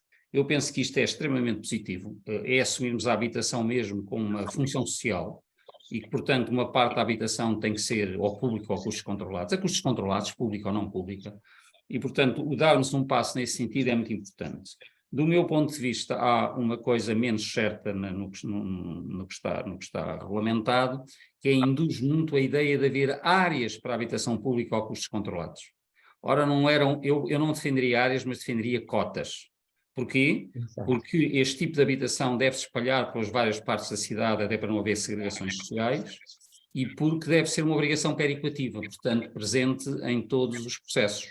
Reparem que, relativamente, por exemplo, a equipamentos às zonas verdes, sobretudo equipamentos, nós não podemos ter um bocadinho de equipamento em cada operação urbanística ou em cada loteamento, mas já podemos ter uma parte de habitação a custos controlados em todas as operações, eu até diria em todos os edifícios, se entendêssemos do ponto de vista regulamentar. De qualquer forma, com isto não impede, porque isto não deve ser os planos a prever áreas, deve ser os planos a prever cotas, e eu acho que a própria legislação esta, que agora saiu, permite. Portanto, do meu ponto de vista, isto é positivo, é um avanço. Outro aspecto, unidades de execução. Bem, de facto, dizer que elas podem ter desenho urbano, programação e contratualização, o dizê-lo eu penso que é positivo, no fundo está a reforçar o instrumento. A verdade é que sempre o pude, e realmente em todas as que trabalhei, lá aparecia, lá ia isso aparecendo.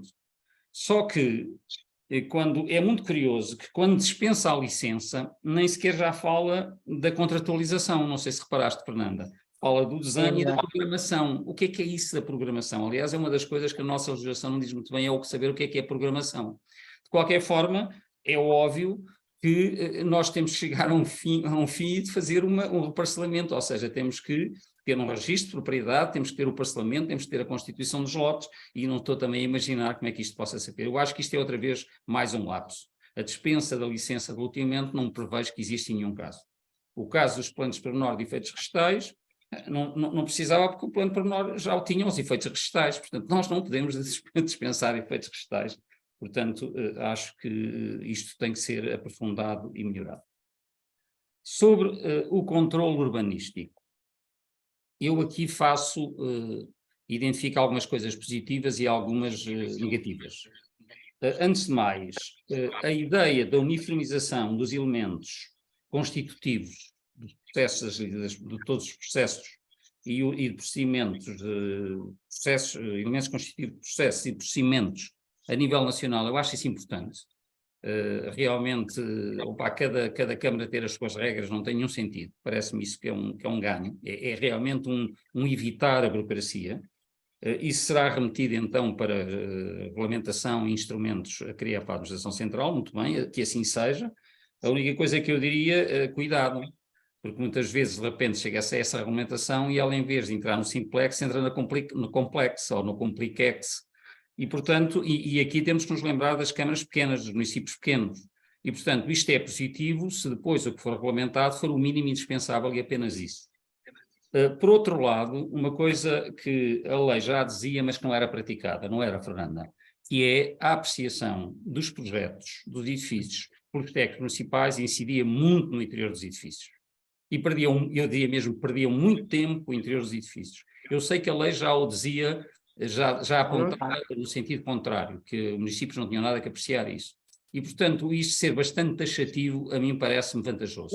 Jorge, deixa só dizer-te, havia um artigo 20, número 8, que era taxativo, que os municípios não podem, dizia a expressão, não podem apreciar. Mas agora é quase um burro na mesa a dizer, não apreciam mesmo, nem podem olhar para lá. Eu acho que isso é positivo, porque na prática não estava a acontecer. Agora, cuidado, que esta não apreciação para os municípios, até para exatamente que o processo depois tenha o mínimo de garantias a seguir, pressupõe uma fiscalização a seguir eficaz, supletiva, e portanto tínhamos que dar passos nesse sentido, porque senão de repente podemos nos confrontar com processos já a meio e com problemas muito graves a seguir. De qualquer forma, mesmo assim considero isso positivo com esta ressalva. Mas curiosamente depois aparece uma coisa estranhíssima, o livro de obras não tem que ser apresentado na Câmara. Eu nem consigo perceber qual foi a raio de ideia que surgiu essa do livro de obras. Um livro de obras que me garante que o processo, onde a fiscalização já foi, onde pôs notas, onde os técnicos responsáveis também escreveram notas, depois não é apresentado quando se fecha o processo, até para saber se precisa, até para que o município decida se quer ou não fazer a vistoria a seguir. Uma coisa estranha. Por último, a diminuição do controle prévio. Eu acho que ela foi excessiva. Excessiva quando, ainda por cima, depois entramos no tal referimento tácito em todas as situações. Ainda mais porque depois as comunicações prévias com prazo, o prazo relativo são 5 dias, de um modo geral, é muito pouco, é quase dizer que é impossível cumprir. E, portanto, eu tenho muito medo das consequências disto, até porque, mais uma vez, tínhamos que ver quem é que se responsabilizava por projetos com declaração de cumprir os regulamentos em vigor e depois não cumprirem. E às tantas podemos pensar que estamos a simplificar os processos e estamos a complicar a seguir. Portanto, eu tenho muito medo disto. Luteamentos, acho que é indispensável mantê-los com licença sempre, todos eles, até para que depois eu possa ter a transformação fundiária. Obras de urbanização é indispensável que haja projetos, são obras que as câmaras recebem e depois vão elas gerir. As alterações de uso também tenho muito medo disso. Vocês reparem quantos edifícios é que de repente se subdividem em não sei quantos. Ou mesmo a alteração de uso de habitação para outro uso tem impactos no espaço público muitas vezes fortíssimos. Portanto, eu isso também acho que não devia ser isso. E depois chega-se a caricaturas. Vocês não sei se repararam, mas, por exemplo, um edifício classificado, um património classificado, para meter publicidade lá no edifício está dispensado de licença da entidade da direção de património. Eu sei que eles às vezes são chatos a dar pareceres, mas quer dizer, isto é demais, quer dizer, estão a dispensar coisas deste género, parece mal. Depois ainda, esta confusão última, exatamente do tudo que é transformação fundiária, cedências, taxas, quando é que isso se paga? Isto surge aqui uma dúvida que isto não pode ficar assim, tem que ser mudado. Em resumo, aspectos positivos, aspectos negativos, isto exige aprofundamento, a praça é má conselheira, eu acho que deveríamos recomendar ao Governo que andasse depressa assim, mas um bocadinho, não tanto, e recomendar-nos a todos nós que participássemos disto para melhorar coisas, porque eu acho que isto tem que ser mesmo melhorado. Obrigado. Jorge, agora que eu sugeria para irmos fazendo aqui uma alternância, Dulce, queria fazer um primeiro comentário às perguntas que foram colocadas quando a sua apresentação e depois passávamos ao Eduardo, depois a Fernanda no final acaba por rematar aqui o nosso processo. Tem o microfone? Estás com o micro desligado. Perfeito. Bom, eu tive aqui a ver algumas das questões, algumas são também opiniões, não é? Portanto, essas não vou comentar, mas que são válidas, naturalmente. A Raquel perguntava se continua a poder haver opção pelo licenciamento. O artigo 4º, número 6º manteve-se, portanto... Só uma nota, Dulce, só uma nota, porque a semana passada estavam a dizer isso e estava errado. Mas é alternativa entre licença e comunicação prévia, não é alternativa entre licença e isenção. Não é isenção. Está isento, não pode estar, mas eu preferia licença. Exatamente. O que está isento, portanto, a opção é de comunicação prévia. Eu até admitiria que não fosse a comunicação prévia com prazo, mas pronto, mas é outra coisa, mas não é isenção, as isenções são isenções. Ainda quanto às isenções, havia aqui várias questões que até são interessantes, sobre entrega-se o projeto, mas o projeto não tem intervenção humana, pronto, e havia aqui quem dizia que, bom, mas pode haver fiscalização e no momento da fiscalização vamos ver os documentos. A fiscalização é a fiscalização do projeto tal como foi apresentado, e há aqui uma norma que até nos diz que as telas finais da edificação, no caso das isenções, não podem ser exigidas. Há aqui uma normazinha que diz isso no âmbito dos poderes, no âmbito dos regulamentos. Portanto, esta ideia de que estão isentas e depois na fiscalização vamos olhar tudo para trás, isto não é tão nítido quanto isso, porque fiscalização não é controle a posteriori, certo? Não é a mesma coisa. Depois havia aqui as questões dos títulos, afinal quais é que são os títulos? Pronto, se houver um deferimento expresso, naturalmente temos uma licença, se for deferimento tácito há a possibilidade da certidão e que está prevista naquela legislação, mas também está prevista no artigo 8º-A como uma daquelas certidões que se retiram da plataforma. Quanto às comunicações, também foi perguntado, nessa mesma artigo 8º-A diz que também naquela plataforma se tira uma certidão das comunicações e requerimentos. E também quanto às isenções, também se diz que nessa plataforma também se retira uma certidão de isenção de controle prévio. Portanto, não diz que é o título, não diz que é o título, porque na verdade nas isenções nem há ato, há título do quê? Não há ato. Há uma certidão, portanto, quando não há ato, não há título, há uma certidão, certo? É um bocado isto. Houve quem pergunte, não havendo alvará, onde ficam os documentos que em regra são exigidos antes da emissão do alvará? Bom, isso estamos à espera das portarias, mas a verdade, isto se calhar o que vamos ter foi aquilo que nós já tivemos um bocado nas comunicações prévias, foi antecipar os elementos para serem entregues logo no momento inicial do processo cabível, certo? Agora, admito é que haja aqui situações, por exemplo, com PIPs, não é? Com os PIPs, vamos ter de apresentar tudo para ter um PIP. Eu acho que o PIP deixa de fazer sentido nesta lógica. Aqueles PIPs muito concretos deixam de fazer sentido. Outra questão, que é uma questão mais genérica, que era do artigo 14, número 1. Qual é que é o prazo de vinculação do 14, número 1? 14, número 1, que não foi alterado, tem a ver com os PIPs que são mais genéricos, está bem? Aí eu diria que, quer dizer, o legislador não se preocupa muito porque o que ele entende é que vai haver ainda um domínio de apreciação que não foi apreciado no 14, número 1.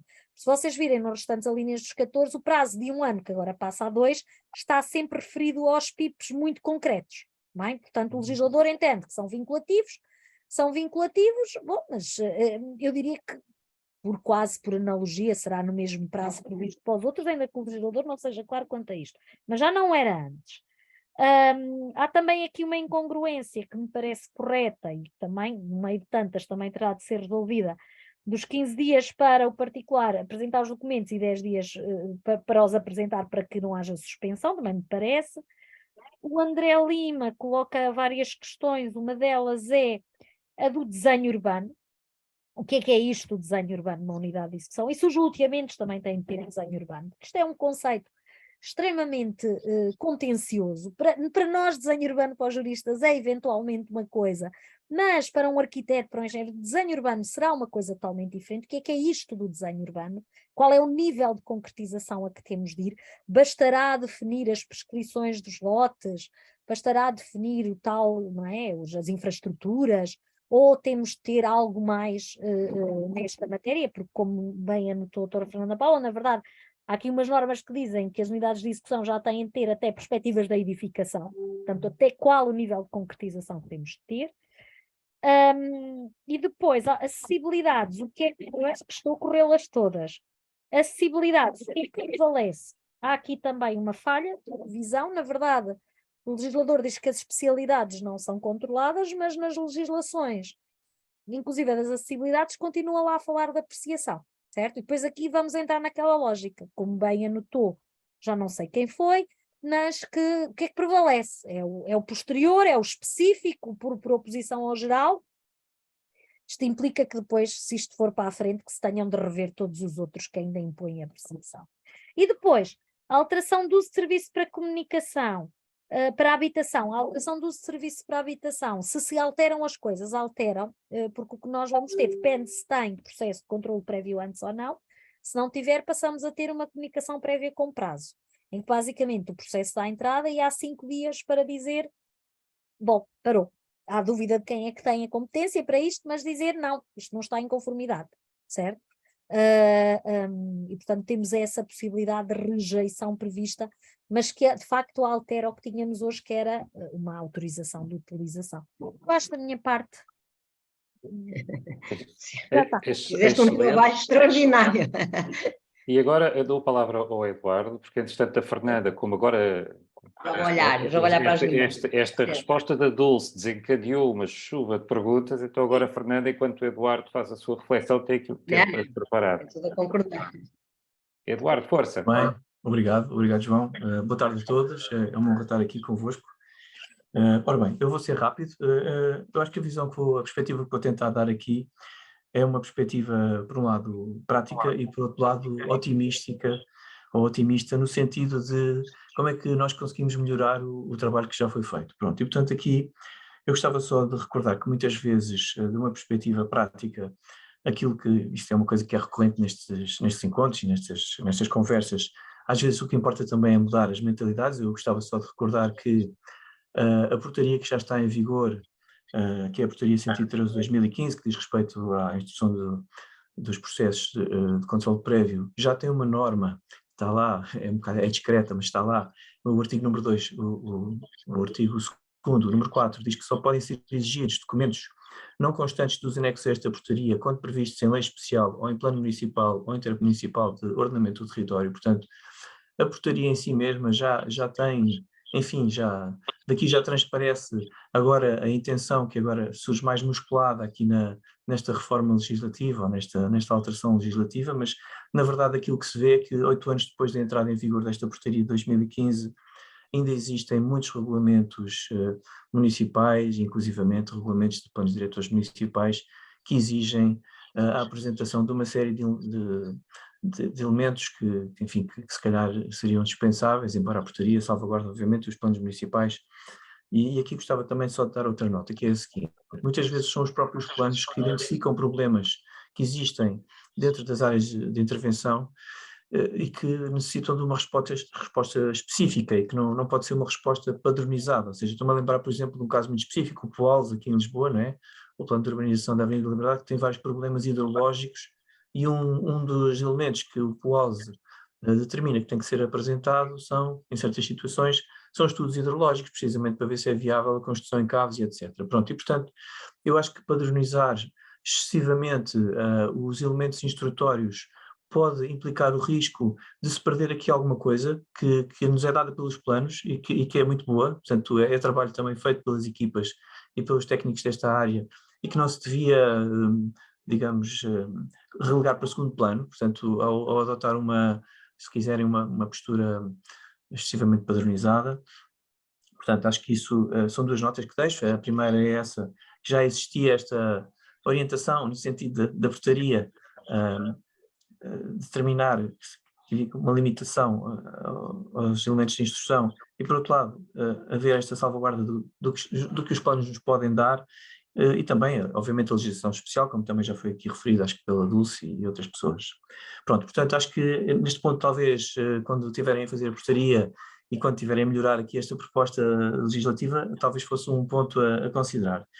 Depois, há outra consideração que eu gostava de fazer aqui, que tem a ver com a experiência. Pronto, portanto, a Fernanda Paula referiu aqui muito bem que as unidades de execução são um mecanismo, ou um instrumento, não sei como é que lhe de chamar, que ainda está numa fase de maturação, e colocar aqui, eu diria, esta forma de tratamento das unidades de execução talvez seja, enfim, também suscetível de ser melhorada. Eu estou-me a lembrar aqui de duas questões que aqui não são resolvidas, ou pelo menos eu, da leitura que fiz desta proposta, não me apercebi que tivessem havido essa tentativa, que é a questão das reservas de urbanização, por um lado, ou seja, aquelas situações em que se tem que limitar uma unidade de execução, mas depois ninguém se entende, portanto, o resultado prático é que não se faz nada. Essa é uma questão e, portanto, não compreendo muito bem como é que se pode equacionar esta questão aqui nesta alteração. Eu sei que também não é uma alteração de fundo e, portanto, mas pronto, acho que podia ser mais um aspecto a reconsiderar. E a outra questão tem a ver com esta problemática do desenho urbano e do que é o desenho urbano, se tem correspondência com as especificações que devem estar, ou que deviam, ou que normalmente estão no alvará de loteamento, ou se é uma coisa, pode ser uma coisa mais vaga e genérica, e que tem, agora gostava só de tocar isto numa perspectiva um pouco diferente daquela que já foi referida, já houve aqui várias perspectivas deste tema, que é precisamente a questão da eficácia do desenho urbano perante terceiros. Nós sabemos que os planos municipais têm eficácia plurissubjetiva, não é? Portanto vinculam as entidades públicas e privadas, mas as unidades de execução não têm essa eficácia. Portanto, ao falarmos aqui no desenho urbano, como é que isso também se pode relacionar ou não com a eficácia desse desenho urbano perante terceiros? Pronto, a não ser que esteja só a falar daquelas unidades de execução que pertencem a um único proprietário, portanto, ou que é a acordo, mas essa questão, enfim, está-se sempre a colocar no nosso dia-a-dia e a experiência que for tendo desses problemas nem sempre é positiva. Pronto, depois a questão também que já foi referida, gostava de realçar o deferimento tácito e a maior insegurança, e aqui dava também um exemplo prático, portanto, como é que se vão tratar os problemas que surgem inevitavelmente da existência de vários conceitos indeterminados nos nossos planos municipais, portanto nos PDMs principalmente. Existem muitos conceitos indeterminados que colegas nossos desta área muitas vezes têm dúvidas em interpretar, quer dizer, como é que isso vai ser no futuro? Vai haver deferimento tácito e depois como é que se preenche quer dizer, como é que se verifica o preenchimento desse conceito indeterminado? É uma dúvida que eu deixo aqui, portanto, e também como é que isso se relaciona com as prerrogativas públicas em matéria de controle prévio. Eu sei que aqui o objetivo é aligerar o controle prévio, mas de qualquer forma, parece que os planos também nos dão isso, quer dizer, deixam-nos essa janela aberta para os poderes públicos poderem fazer uma ponderação, tendo em conta as características do caso concreto. Eu sei que isto também tem outros problemas, mas pronto, realmente é um compromisso difícil que eu recomendo que também se procure melhorar. Eu sei que o que estou aqui a falar não é fácil portanto, por um lado ter uma coisa padronizada que é fácil digamos, de dar seguimento rápido, por outro lado, haver também esta atenção aos outros aspectos mais concretos dos locais e das áreas de intervenção dos planos. Depois, mais uma nota que tem a ver com a questão do solo rústico. Agora, fala-se sempre muito no solo urbano, nós vamos ter aqui, como disse também aqui a Fernanda Paula, vamos ter aqui também uma conversa sobre os mercados de carbono. Portanto, o Governo está a fazer uma reforma também noutras áreas e não se nota aqui uma grande ligação com essas reformas que vão sendo feitas, e os mercados de carbono, precisamente, pronto, se tudo correr bem, poderão permitir uma nova perspectiva sobre o solo rústico, e também não se nota aqui essa articulação, podia ser um outro aspecto a melhorar. Vamos falar depois sobre isso, portanto, venham todos, não é? 14 de junho, em princípio. Exatamente. Depois, uma outra nota tem a ver com a questão da habitação e a questão dos parâmetros de dimensionamento. Eu mesmo, sem haver esta obrigatoriedade de previsão e existência de áreas para a habitação, que eu por princípio não tenho nada contra, mas mesmo sem haver isso, eu noto que alguns municípios tendem, por vezes, a entusiasmar-se e, por exemplo, com áreas verdes, a exigir a alguns proprietários, a alguns particulares, a cedência ou se quiserem, quase pôr como condição que haja a criação de um grande parque verde numa área que depois a concretização desse grande parque verde acaba por significar que é imposto a esse proprietário encargos muito superiores do que aqueles que são impostos aos outros proprietários no mesmo concelho ou na mesma área. Pronto, e portanto, aquilo que eu temo é que esta medida, embora seja uma medida de louvar, possa depois ter alguns efeitos perniciosos, que também importaria se calhar acautelar no desenvolvimento desta alteração legislativa, e que tem a ver precisamente com a inviabilização de algumas operações urbanísticas por questões financeiras. Portanto, estou-me a lembrar, imaginem, por exemplo, num cenário de reabilitação urbana em que o proprietário já está muito penalizado porque tem que preservar o edifício. Portanto, imaginem que é um edifício emblemático, que até está dentro de uma zona especial de proteção, qualquer coisa assim, e o proprietário já não consegue tirar grande rendimento desse imóvel, de repente ainda tem uma penalização acrescida de ter que considerar também estas áreas para a habitação. Portanto, eu acho que se conseguisse introduzir aqui alguma certeza por um lado, e por outro lado alguma flexibilidade, também é difícil, eu sei que é um compromisso difícil, por outro, mas para estes casos especiais, por exemplo, mesmo no âmbito da reabilitação urbana, em que estamos a lidar com património classificado ou algo semelhante, acho que também podia ser um ponto a melhorar. Pronto. E agora acabo com uma nota otimista, que é no fundo a responsabilidade. Eu acho que a responsabilidade é sempre uma coisa boa, porque nos faz evoluir. Claro que não é fácil com a estrutura com que eu me vou deparando no nosso país. Eu acho que os técnicos se isto for para a frente, e este aumento de responsabilidade do lado dos técnicos, vão ter que enfrentar várias dificuldades que terão de ser superadas, mas por outro lado eu acho que isso pode ajudar também a criar um corpo mais amplo de técnicos, que nós precisamos de mais gente para trabalhar nesta área, nunca são demais, e portanto talvez isto tenha também essa virtualidade de vir a criar esse corpo mais qualificado ainda e mais amplo. E pronto, e é isso, acabo com esta nota otimista e agradeço imenso a vossa atenção. Obrigado. Muito obrigado, Eduardo. Fernanda, agora está tudo na sua mão. Eu não vou responder, certo, claro. Não vou responder estas perguntas todas. Fiz aqui um apanhado de algumas questões e nós depois, já agora, o João Bento está a fazer a organização, é possível nós depois registarmos isto, certo? Eu não sei, por acaso aqui não consigo guardar o chat, mas é possível, não é? Para nós ficarmos tudo guardado. Temos tudo guardado. No mínimo faz-se uma sistematização das perguntas, não é? Eu não vou comprometer mais ninguém, mas a mim interessa-me responder algumas. E, portanto, se eu conseguir tirar um bocadinho de tempo para responder, depois disponibiliza-se o documento, porque há aqui muitas coisas que são ditas. Eu só queria chamar a atenção para 2 ou 3 pontos, que eu vi aqui a Ana Queiroz de Val, fez aqui alguns comentários por causa da questão destas novas, de se poder manter, não é? Manter como urbano solos que estavam marcados como urbanizáveis, desde que sejam para aquelas finalidades de habitação, uma estratégia local de habitação. A Ana estava a perguntar se isto não será um bocadinho injusto para aqueles que já fizeram o trabalho e que acabaram por não colocar isso no solo urbano.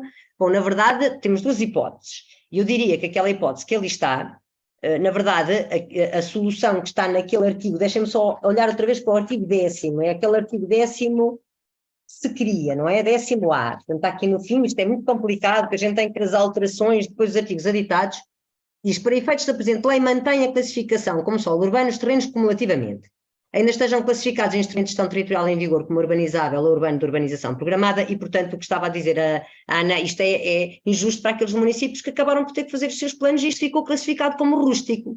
Na verdade, se no momento em que estava a fazer o plano, até se verificassem estas condições, que são condições exigentes, serem terrenos exclusivamente de propriedade pública, o uso predominantemente seja o habitacional, a sua promoção esteja inserida no âmbito de execução da estratégia local de habitação, ou Carta Municipal de Habitação, ou Bolsa de Habitação, custos controlados. Na verdade, estamos a falar aqui de instrumentos que são programação da execução. Portanto, duas hipóteses. Se à data em que estavam a fazer os planos, a zona não estava infraestruturada, mas eu já tinha isto tudo, eu podia manter aquilo como urbano, porque cumpre as características, não é manter, eu podia classificar como urbano, porque podia programar, a lei diz isso, ou tenho as infraestruturas, ou fica programado que vai ter, se tenho isto tudo, podia programar. Mas também, se por acaso não conseguir ter esse grau de argumentação com as CCDRs, que acham que só pode ficar no urbano se tiverem lá as infraestruturas todas e os edifícios, já visto ser dito por uma CCDR, quer dizer, também posso fazer uma reclassificação. Naqueles 2 artigos que eu estava a falar há bocadinho, há ali um procedimento mais simples para a reclassificação e que eu me tenha apercebido, estou a perguntar agora à Ana, que normalmente também está atenta a isto, não há ali nenhum limite temporal de um plano entrar em vigor e eu ter que esperar 3 anos para poder fazer uma revisão, uma reclassificação, não é? Portanto, não me parece, como dizia há bocadinho com o Jorge, eu sinceramente não acho que na parte da classificação e qualificação dos solos, e ainda bem se tenha alterado. Uma coisa a propósito do que estava a dizer o Eduardo, é muito curioso que é as unidades de execução. Na verdade, estávamos a dizer, quer dizer, nós não nos entendemos o que é que são unidades de execução, não é? E como é que se fazemos acontecer quando um particular não entra? Para isso é dificuldade. Mas já viram bem, nós temos uma evolução na lei. Nós tínhamos a lei que dizia assim, faço os planos e executamos os planos. E, portanto, tenho o plano e tenho o projeto. E há aqui uma coisa no meio que está a faltar. O município não se pode limitar a fazer planos, tem que programar a sua execução.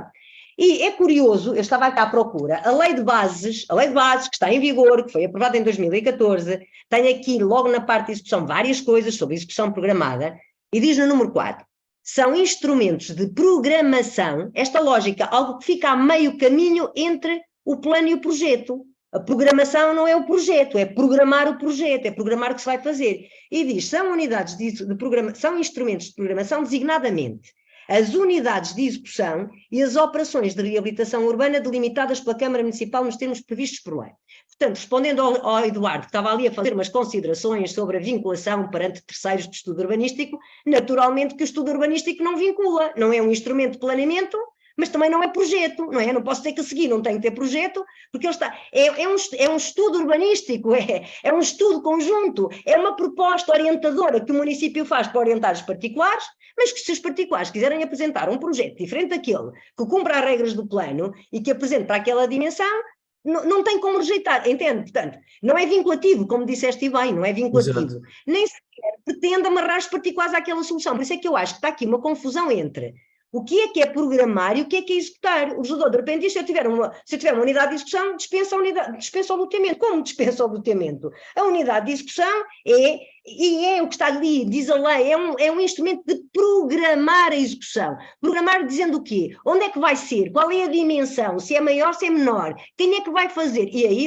Eduardo, lamentavelmente é mesmo assim. Se eu disser que se isto só avança se todos estiverem de acordo, não vai acontecer, certo? Portanto, se tem que acontecer e o município está a programar, isto é para acontecer, nunca pode dizer isto depende dos particulares, vai ter que se disponibilizar para substituir as...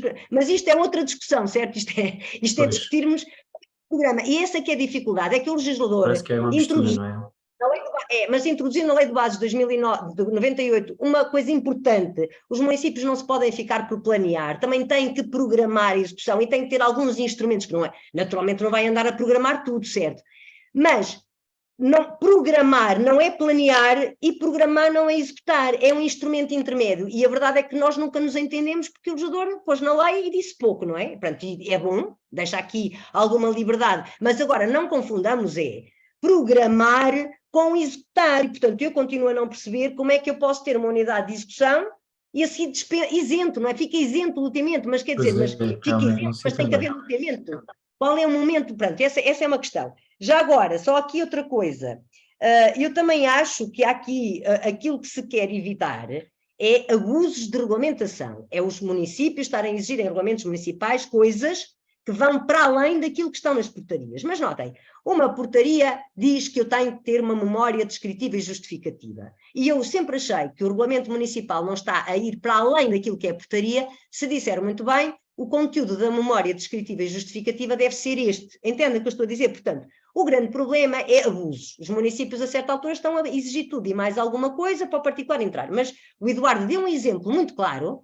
Como é que pode fazer sentido nós termos exigências específicas para aquela área, não é? O exemplo que deu do plano de urbanização, da questão dos estudos hidráulicos, quer dizer, eu acho que faz sentido, não é? Portanto, é só esta questão. Eu acho que às vezes, ao tentarmos evitar abusos, começarmos, porque vocês já repararam que o artigo 3º não só limita os regulamentos municipais, como é a lei a limitar a própria portaria. Portanto, a lei está a dizer que a própria portaria não pode exigir, e eu acho que isso, de facto, deixa aqui, de certa maneira, não dizem, ainda bem, naturalmente, isto é, atenção, naturalmente, os regulamentos municipais, porque nós temos uma coisa que é autonomia regulamentar dos municípios. Os municípios têm autonomia para regular, adequado àquela que é a sua realidade, tudo o que tem a ver com os interesses da respectiva população. Portanto, nós não podemos, de repente, querer transformar que regulamentos municipais de urbanização e edificação são regulamentos de execução, ponto final. Não, podem regulamentar aquilo que estava a dizer há bocadinho disso. Naturalmente, que eu posso até regulamentar o procedimento de legalização. Aliás, é a própria lei que diz que os regulamentos municipais devem especificar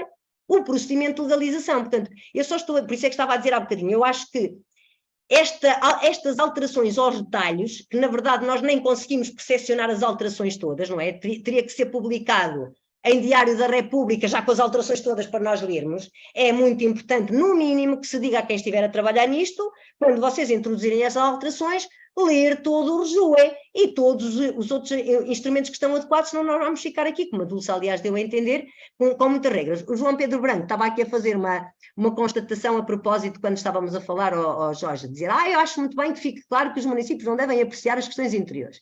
E o João Branco Pedro, que aparece aqui, diz assim, citou o número: as declarações de responsabilidade dos autores de projeto de arquitetura no que respeita a aspectos interiores das edificações, bem como os autores dos projetos de especialidades ou outros estudos nos termos do artigo 4, número 10, constituem garantia bastante de cumprimento das normas legais e regulamentares aplicáveis, excluindo a sua apreciação prévia, salvo quando as declarações sejam formuladas nos termos do número 5 do artigo 10º, intervenção em edifícios existentes. E depois o João Pedro estava a dizer assim, esta norma em vigor significa que está excluída a necessidade ou excluída a possibilidade? Excluída a necessidade. Pronto, eu agora percebo isto. O legislador diz, não apreciam. Portanto, e normalmente, e depois diz bem, com a alteração proposta, um município que detecta um evidente incumprimento não pode atuar, fará sentido. Depois o que o legislador está a dizer desde esta norma, e agora reforça, é sim, municípios não olham para o interior dos edifícios. E muita gente diz, não tem, o projeto de arquitetura então não tem que ter o interior. Não, naturalmente tem que ter o interior, tem que ter tudo, o projeto de arquitetura, tudo. Mas, João Pedro, é isso que diz a lei, não olham, e agora reforça, não olham mesmo, não apreciam, não olham. Olham apenas para aquilo, isso já é assim há uns anos. Os municípios apreciavam tudo, e agora apreciam, no âmbito de uma obra, apreciam os aspectos que têm impacto no território. Mas isso tem que apreciar, como dizia o Eduardo, quer dizer, e há estas questões que eu não posso pôr no PDM, tenho que remeter para a envolvente, tenho que remeter para uma apreciação. Ou então dispensamos a existência da administração pública, também podemos dizer, a administração pública não está cá a fazer nada. As leis são publicadas e os particulares olham para a lei e executam, não tem que ter aqui nenhum controle, não é?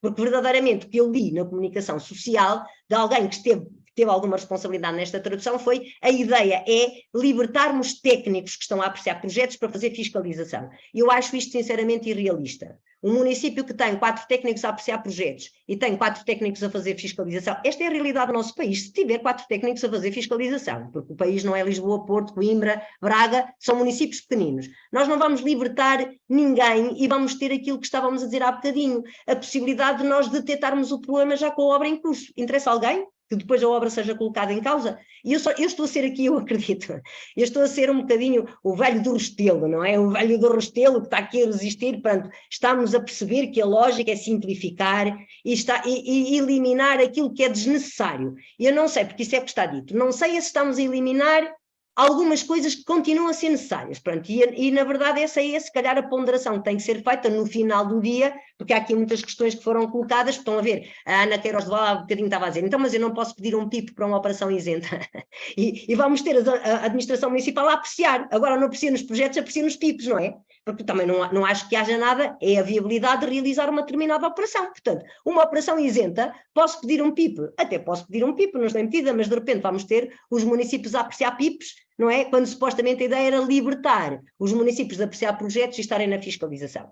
Eu também diria globalmente, fechando, posso fechar eu, João, eu passo para ti, para depois te despedir e dares a nota novamente, eu também diria que me parece que há aqui, nota, não é uma intenção reformadora, não é reformar, portanto isso ficou dito, são alterações pontuais, não são assim tão pontuais como isso, e temos que olhar para aquilo que faz sentido no global. Portanto eu estou com um bocadinho de receio que nós não fiquemos aqui com um quadro e nós que somos juristas depois temos essa obrigação, certo? De fazer a leitura sistemática e de repente não conseguimos resolver o problema se uma norma está a dizer A e a outra norma está a dizer B. Pronto, teremos aqui a lógica de que a norma posterior voga à norma anterior, o que prevalece sobre a norma anterior, se for uma lei especial prevalece sobre a lei geral. Já há um bocadinho alguém estava a perguntar se a legislação da reabilitação urbana não é legislação especial que prevaleça sobre esta legislação especial, é um pouco. E também recolhermos um bocadinho estas observações, que são dúvidas que vocês foram colocando, porque de certa maneira nós devíamos também fazer chegar pelo menos à comissão que está a discutir estas alterações, quais são as preocupações reais que existem. Portanto, e em termos práticos, eu terminaria por aqui, não vou estar a dar resposta, são muitas perguntas pequeninas, peço apenas para serem registadas, e João, passo para ti para poderes encerrar a nossa sessão. E eu só queria dizer que estamos aqui há quase 2 horas com mais de 200 pessoas presentes, o que é um sinal de vitalidade inquestionável. E aproveitar também para dizer que há uma ponte muito clara entre a discussão de hoje e o que vai acontecer na terça-feira, e eu creio que futuras conversas da Adurban vão voltar a tocar neste ponto, porque uma das perguntas que aqui se colocava era se tínhamos noção quando é que a aprovação se iria dar. Exatamente. Tenho essa indicação. A indicação, portanto, este projeto foi aprovado na Generalidade da semana passada na Assembleia da República, sexta-feira. Desceu à Comissão e o que eu li é que vai estar em discussão, não é em discussão, em trabalho, não é? Portanto, com alterações, com sugestões, até ao fim do mês. Portanto, isto não é uma coisa que vai demorar muito tempo. A lei da autorização estará a ser aprovada no fim do mês de junho, o que significa que o Governo já tem o decreto-lei autorizado, preparado, eventualmente com algumas alterações, portanto não é uma coisa, e não é uma coisa para demorar muito tempo, portanto, no máximo dos máximos, estou a imaginar que em setembro estaria pronto para sair, não é? Portanto, não é uma coisa para nós nos irmos habituando, é que se sair, vai sair para entrar em vigor, e como viram, com entrada em vigor no dia seguinte e aplicação imediata aos procedimentos em curso, não é? Portanto, temos que nos preparar para estas alterações que aí vêm. Ora, pronto, dito isto, agradecer a todos a participação e espero que continuem a seguir as atividades da Adurban, porque este tema agora vai ser um tema ao qual vamos voltar várias vezes. E terça-feira, já sabem, exatamente a mesma discussão, mas desta vez presencial, que também é mais saudável, e espero ver alguns dos participantes hoje connosco. Toda a informação sobre isso pode ser vista no site da Adurban, assim como todas as atividades que temos planeadas para o resto deste ano. A todos muito boa tarde e obrigada. Até à próxima. Este PowerPoint será disponibilizado, está bem? No nosso site ficará disponível. Exatamente. Okay. Pronto, obrigada. Boa tarde a todos. Boa tarde. Adeus, obrigado. Obrigado. Um abraço.